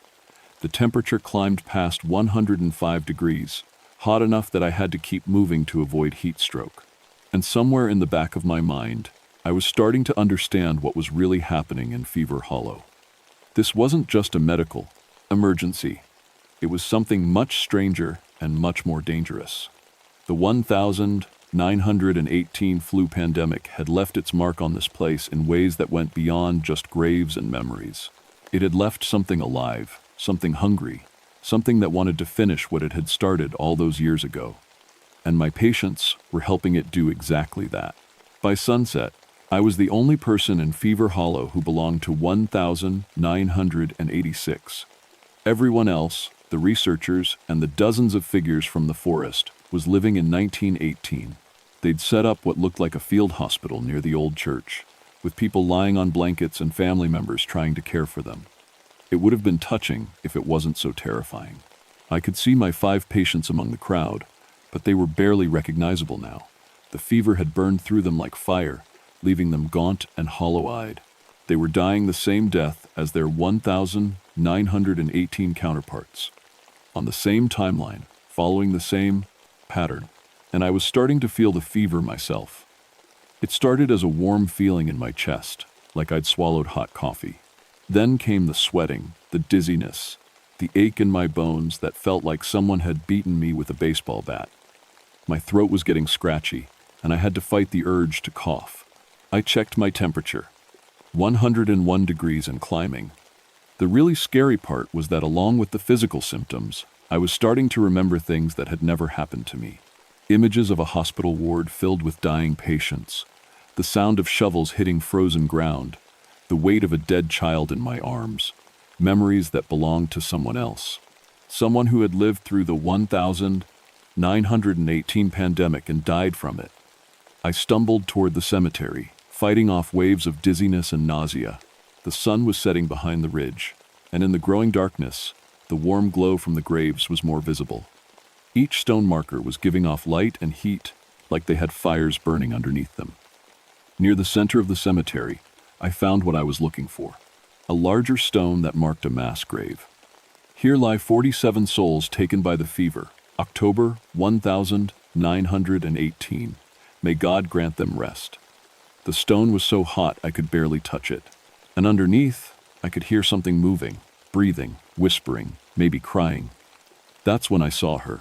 She was standing on the other side of the mass grave, wearing a nurse's uniform from the 1910 seconds. Her face was pale and drawn, and she had the same hollow-eyed look as all the other flu victims. But unlike the others, she was looking directly at me. "You're not supposed to be here," she said. Her voice sounded like wind through dry leaves. "Neither are you," I managed to say. "You're dead. You all died in 1918. She smiled, but it wasn't a happy expression. Death isn't the end for some of us. The fever keeps us alive, keeps us working. There's always more to do. What do you want? What we've always wanted, to finish our work, to save everyone we can from the sickness." She gestured toward the field hospital, where dozens of people were coughing and dying. We couldn't save them the first time, but now we have another chance. I realized what she meant. The 1918 flu hadn't just killed the people of Haven's Rest. It had trapped their spirits here, bound to the valley by their desperate need to heal the sick and comfort the dying. They'd been reliving the pandemic over and over for 68 years, trying to change an outcome that couldn't be changed. And my research team had given them new bodies to work with, new patients to try to save. "They're not your patients," I said. "They're mine, and they don't belong to 1918. The fever doesn't care what year it is," the nurse said. "Sickness is sickness, death is death, and these people are dying." She was right about that. I could see Marcus William in the field hospital holding the hand of a little girl who was coughing up blood. He was whispering comfort to her, telling her everything would be all right, even as the fever consumed both of them. But I also understood something the nurse didn't.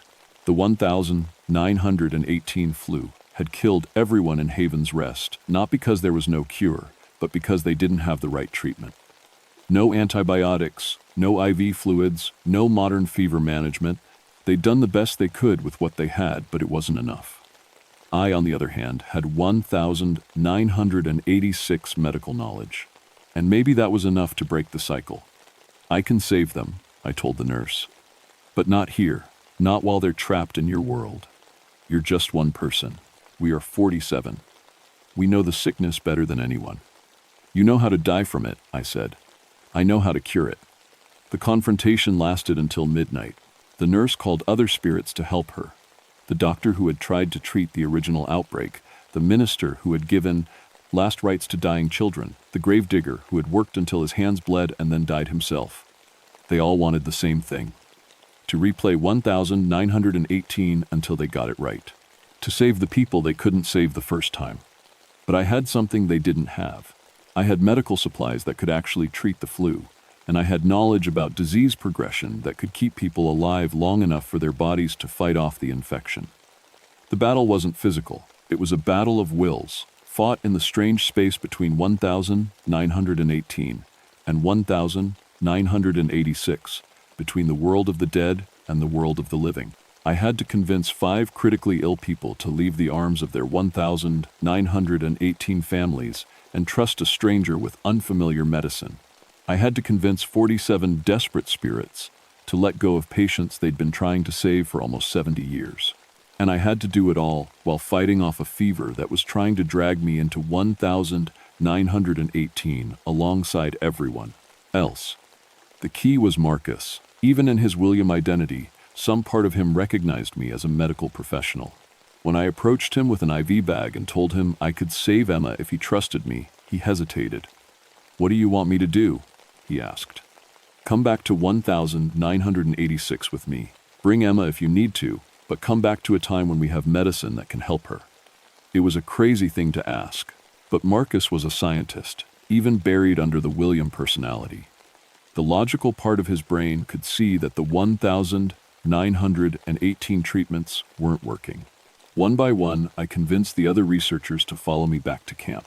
Away from the cemetery, away from the glowing graves, away from the field hospital where people had been dying the same death for 68 years.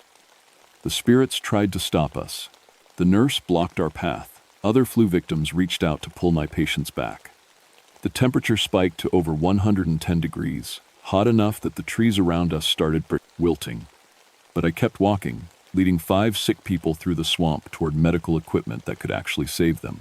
The helicopter arrived at dawn, just as I was giving the last of my IV antibiotics to Dr. Chen.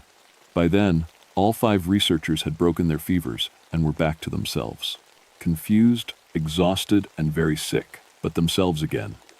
The CDC team spent 3 days in Fever Hollow, running tests on everything from the soil to the air to the water in the swamp pools. They found traces of the 1918 flu virus in the deep ground layers near the cemetery, preserved in the permafrost like some kind of biological time capsule. "Extraordinary," the lead researcher told me. "The viral material is still genetically active after all these years. We've never seen anything like it."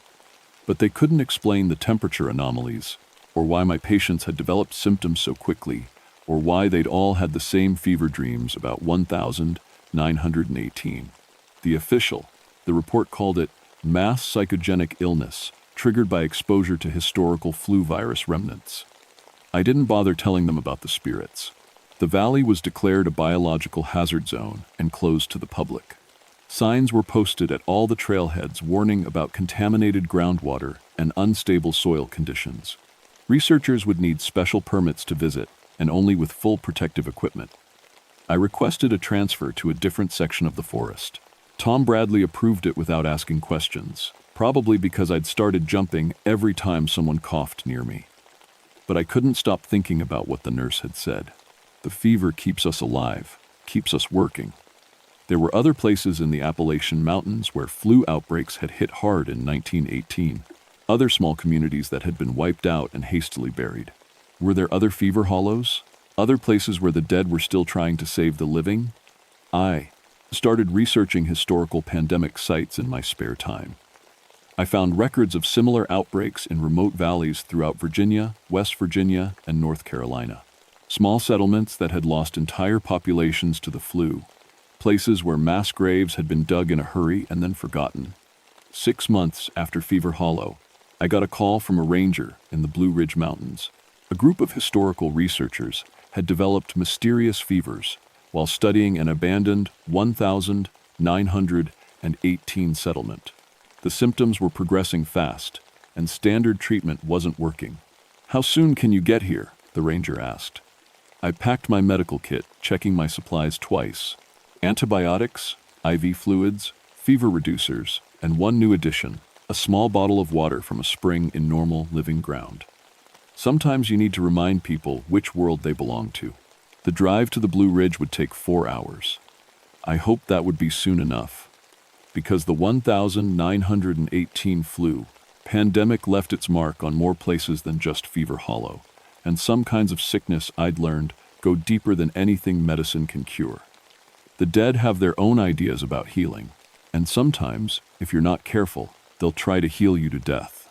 As I drove toward the mountains, I rolled down the windows and let the cool October air wash over me.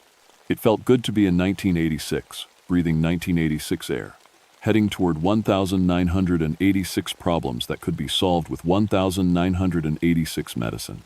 But I kept checking my temperature every few miles, just to be sure.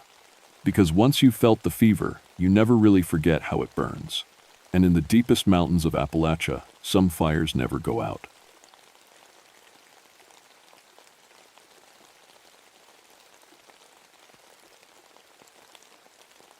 My name is Tobias Mountain Hawk, and I've been a wildlife enforcement officer for the Chattahoochee National Forest for 25 years. That's a quarter century of tracking poachers, checking hunting licenses, and making sure folks follow the rules when they come into these Georgia mountains. I know every trail, every creek, and every animal sign from here to Brasstown Bald. People always ask about my last name. My grandfather was Cherokee, and he used to tell me stories about the old days when his people hunted these very same mountains. Back then, there were rules about hunting that went way deeper than any law book. Sacred rules. Rules about which animals you could take and which ones you had to leave alone. I always listened politely to those stories, but I'm a practical man. I deal with facts. Deer tracks in mud, bear scat on trails, the kind of evidence you can measure and photograph. Animals are animals, and people are people. That's how I've always seen it.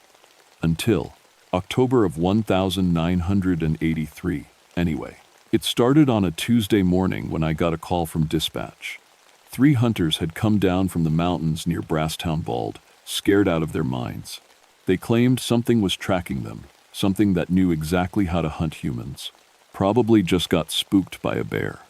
I told my supervisor, Dave, city folks come up here. They hear one twig snap and think they're being stalked. But Dave shook his head. These weren't city folks, Tobias. These were local boys. Been hunting these mountains their whole lives. Tommy Bradshaw was one of them. That got my attention. Tommy Bradshaw could track a mouse through a thunderstorm. If he was spooked, something real had happened up there. I drove my truck up the winding mountain road to their campsite near the peak. October in the Georgia mountains is beautiful, all reds and golds, crisp air that makes you feel alive. The harvest moon was coming in just a few days, and the whole forest felt electric with that special energy you get in autumn. Their camp was a mess. Gear scattered everywhere, fire put out with dirt instead of water, sleeping bags left behind. These men had run from something and run fast. I started looking for tracks around the camp. That's when I found the first thing that didn't make sense. There were footprints leading away from the camp, human footprints, size 11 boots. But 20 feet out, those same prints changed. The left foot was still a boot print, but the right foot had become a bear paw. Then both feet were bear paws, then wolf tracks, then back to human prints. I stared at those tracks for a long time, trying to make sense of what I was seeing.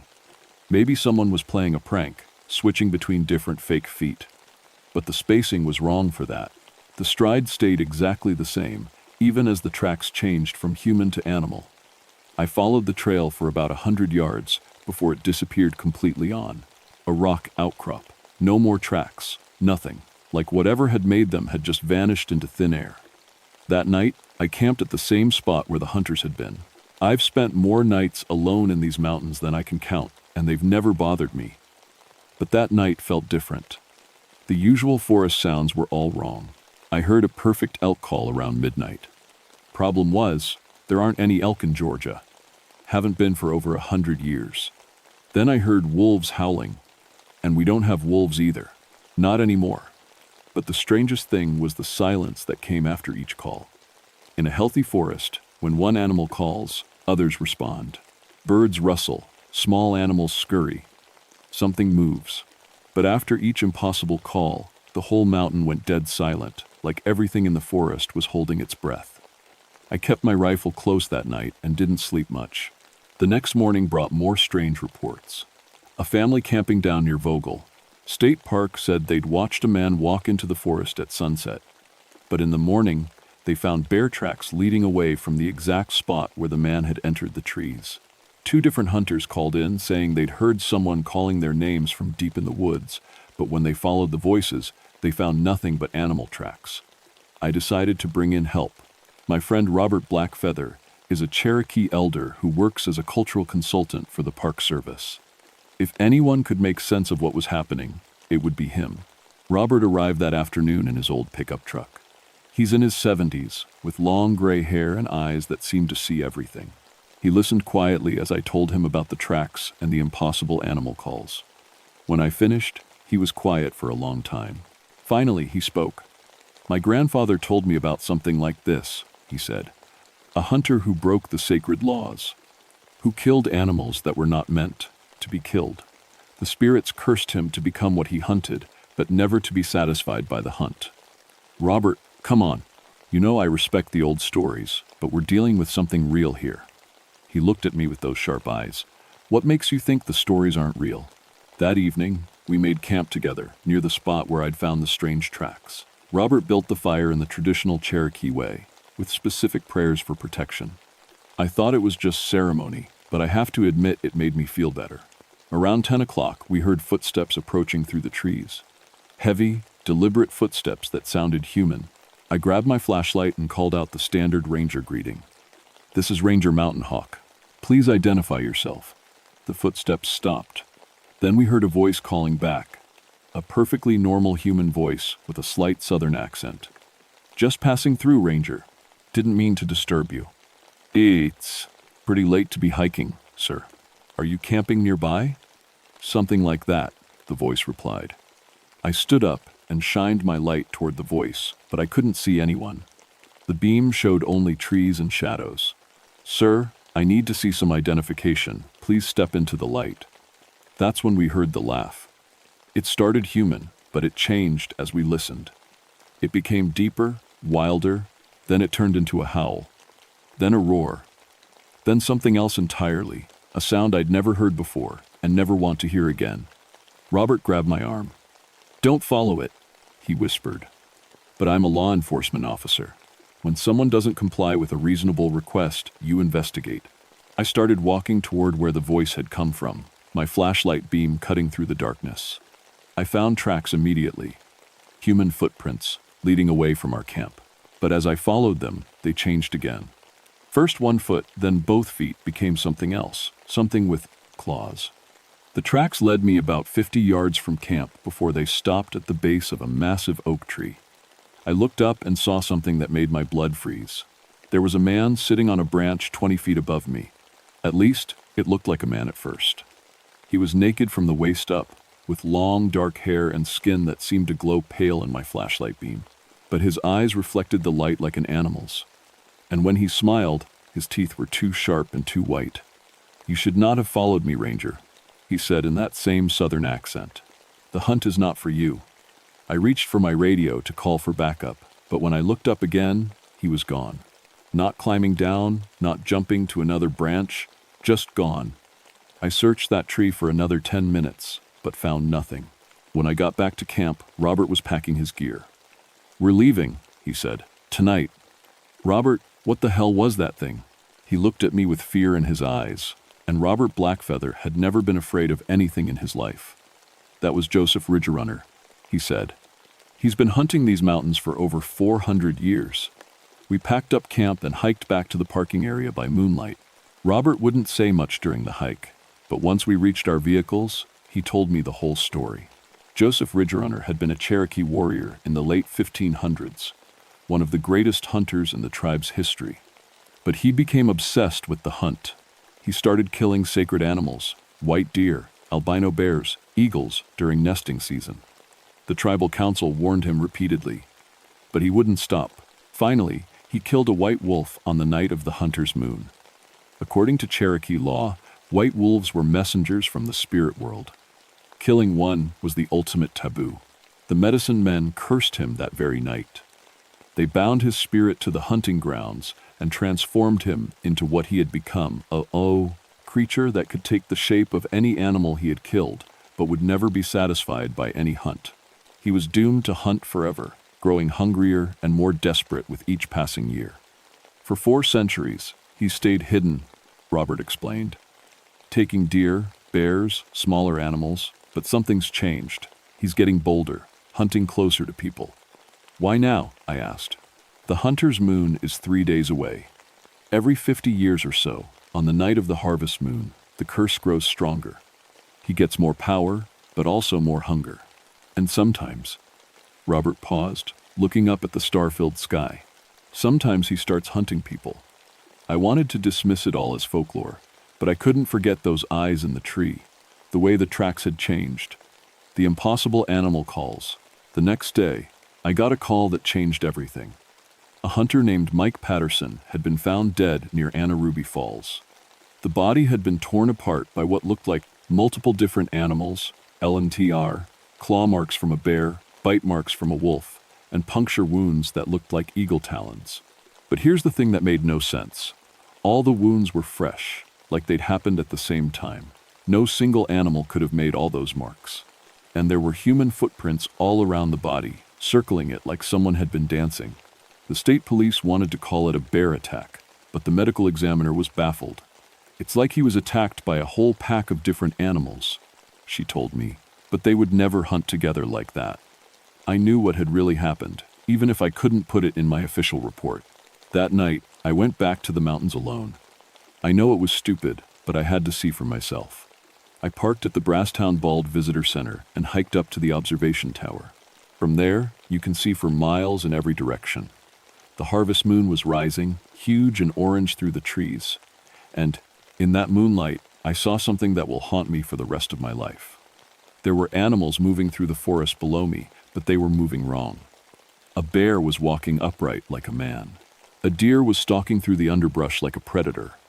A hawk was flying in perfect circles, like it was performing some kind of ritual. And in the center of it all, I could see a human figure. Even from a distance, I knew it was him, Joseph Ridgerunner. He was conducting them somehow, directing their movements with gestures. I watched for maybe 20 minutes before he looked up at me. Even from half a mile away, I could see those glowing eyes lock onto mine. He raised one hand and pointed directly at me. That's when all the animals stopped moving and turned to look up at the tower. I ran. I'm not ashamed to admit it. I ran down that mountain faster than I'd ever moved in my life. But I could hear them behind me, the sound of dozens of animals moving through the Biljan forest in perfect coordination, like a supernatural hunting party. I made it to my truck and got out of there, but I knew it wasn't over. Whatever Joseph Ridgerunner had become, he'd marked me as his next target. The real horror was just beginning. I spent the next day researching everything I could find about Joseph Ridgerunner and the Cherokee curse. The tribal records were scattered, but Robert helped me piece together the truth. The curse wasn't just about punishment, it was about balance. Joseph had upset the natural order by killing sacred animals, so he was transformed into an eternal hunter who could never achieve satisfaction. Every animal he killed just made him hungrier. Every hunt just increased his need to hunt more. But there was more to the story. According to the oldest records, on the night of the hunter's moon that occurs every 50 years, Joseph gains the power to break his curse. But only by claiming a human life in a ritual hunt. If he succeeds, he becomes human again. If he fails, he remains trapped for another 50 years. The last time was 1933, Robert told me. A park ranger named William Crenshaw disappeared that night. They never found his body. And before that, 1883. A Cherokee hunter named Samuel Crow Feather. He knew the stories, tried to perform a counter-ritual. Didn't work. I looked at the calendar. Tomorrow night was the harvest moon. The 50-year cycle was completing, and I was apparently his chosen target. That evening, I drove up to Brasstown Bald one last time. I wasn't running anymore. If this thing wanted a hunt, I'd give him one. But I was going to do it on my terms. I brought everything I could think of: my rifle, silver bullets that Robert had blessed, sage for burning, and an old Cherokee prayer song that Robert had taught me. I also brought something else: the knowledge that I was part Cherokee too. My grandfather's blood gave me the right to challenge the curse directly. As the moon rose full and orange, I built a fire at the highest point of the mountain and waited. He came just after midnight. I heard him before I saw him, footsteps that changed rhythm and weight with each step. Sometimes human, sometimes the heavy padding of a bear, sometimes the light tread of a deer. When he stepped into my firelight, he looked completely human. Tall, muscular, with long dark hair and traditional Cherokee features. He could have been any tribal member, except for his eyes. They shifted color constantly, brown like a man's, then gold like a wolf's, then black like a raven's. "You came back," he said in that familiar southern accent. "I was hoping you would." "Joseph Ridgerunner," I said. "I know who you are. I know what you want." He smiled, and his teeth gleamed white and sharp. "Do you? I've been hunting for 400 years, Tobias Mountain Hawk." I've killed every animal in these mountains 1,000 times over. But I've never killed another, Cherokee. Never tasted the blood of my own people. The curse ends tonight, I told him, one way or another. He laughed, and the sound echoed off the mountain peaks. You think you can fight me, boy? I am every animal that ever lived in these mountains. I am the bear's strength, and the wolf's cunning, and the eagle's vision. As he spoke, his form began to change. His arms lengthened and grew fur. His face stretched into a muzzle filled with fangs. Claws sprouted from his fingertips. But he wasn't becoming just one animal. He was becoming all of them at once. A nightmare fusion of every predator that had ever walked these mountains. I raised my rifle and fired. The blessed silver bullet hit him center mass and he howled in pain, but it only slowed him down. He came at me like a force of nature, moving with impossible speed. I rolled aside and grabbed a burning branch from my fire. Cherokee folklore said that shapeshifters feared fire because it represented the spirit that they had abandoned. The flames made him hesitate, but only for a moment. Then he lunged again, and this time there was nowhere to run. His claws raked across my chest, tearing through my shirt and drawing blood. The pain was incredible, but it also cleared my head. I remembered what Robert had told me about the curse. Joseph wasn't just a monster. He was a man trapped by his own choices. And Cherokee law said that any member of the tribe could offer redemption, even to the cursed.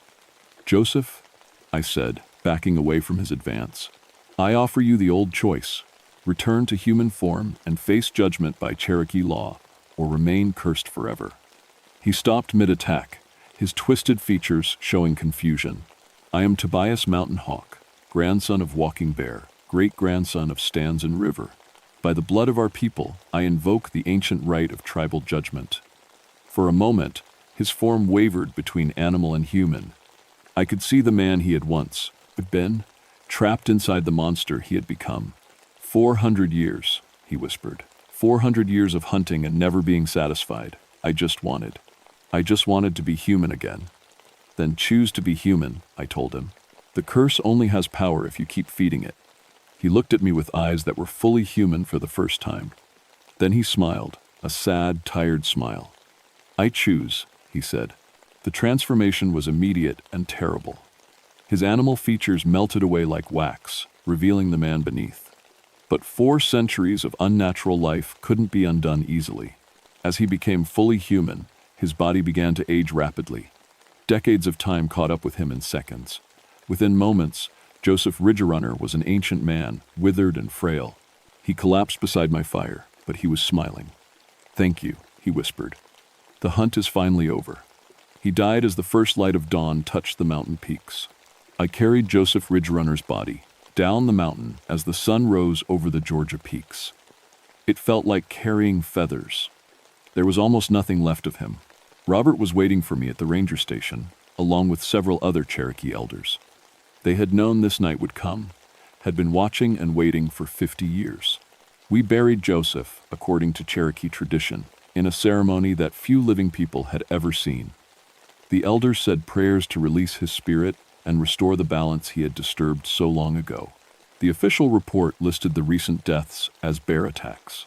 Sometimes the truth is too strange for paperwork. But the real truth is this: the mountains are quiet now, in a way they haven't been for centuries. The animals move naturally again. The forest sounds normal. Whatever dark hunger had been driving the wildlife for generations has finally been satisfied. I still work these mountains, still check hunting licenses and track poachers. But I also watch for other signs. Now, evidence of people who might be pushing too hard against the old laws, taking too much from the land. Because I learned something important that night on Brasstown Bald. The stories our grandfathers told weren't just stories. They were warnings. The natural world has its own justice system, older and more powerful than any human law. And sometimes, when people forget their place in the balance of things, the mountains themselves will remind them. Last month, I found tracks near Vogel State Park that didn't make sense, human footprints that occasionally showed claw marks. A hunter who'd been reported missing turned up 3 days later with no memory of where he'd been, talking about dreams of running on 4 legs. I called Robert immediately. It's starting again, I told him. Different mountain, different hunter, he agreed. but the same old hunger. Some curses, it seems, are older than we thought, and the Appalachian Mountains have a long memory. Keep a bag packed now, ready for the next call. Because somewhere out there, another hunter has probably forgotten the old rules. Another person has decided that their hunger matters more than the sacred balance. And when that happens, the mountains will choose someone to restore what was lost. Last time, it was Joseph Ridgerunner. Next time, it might be me.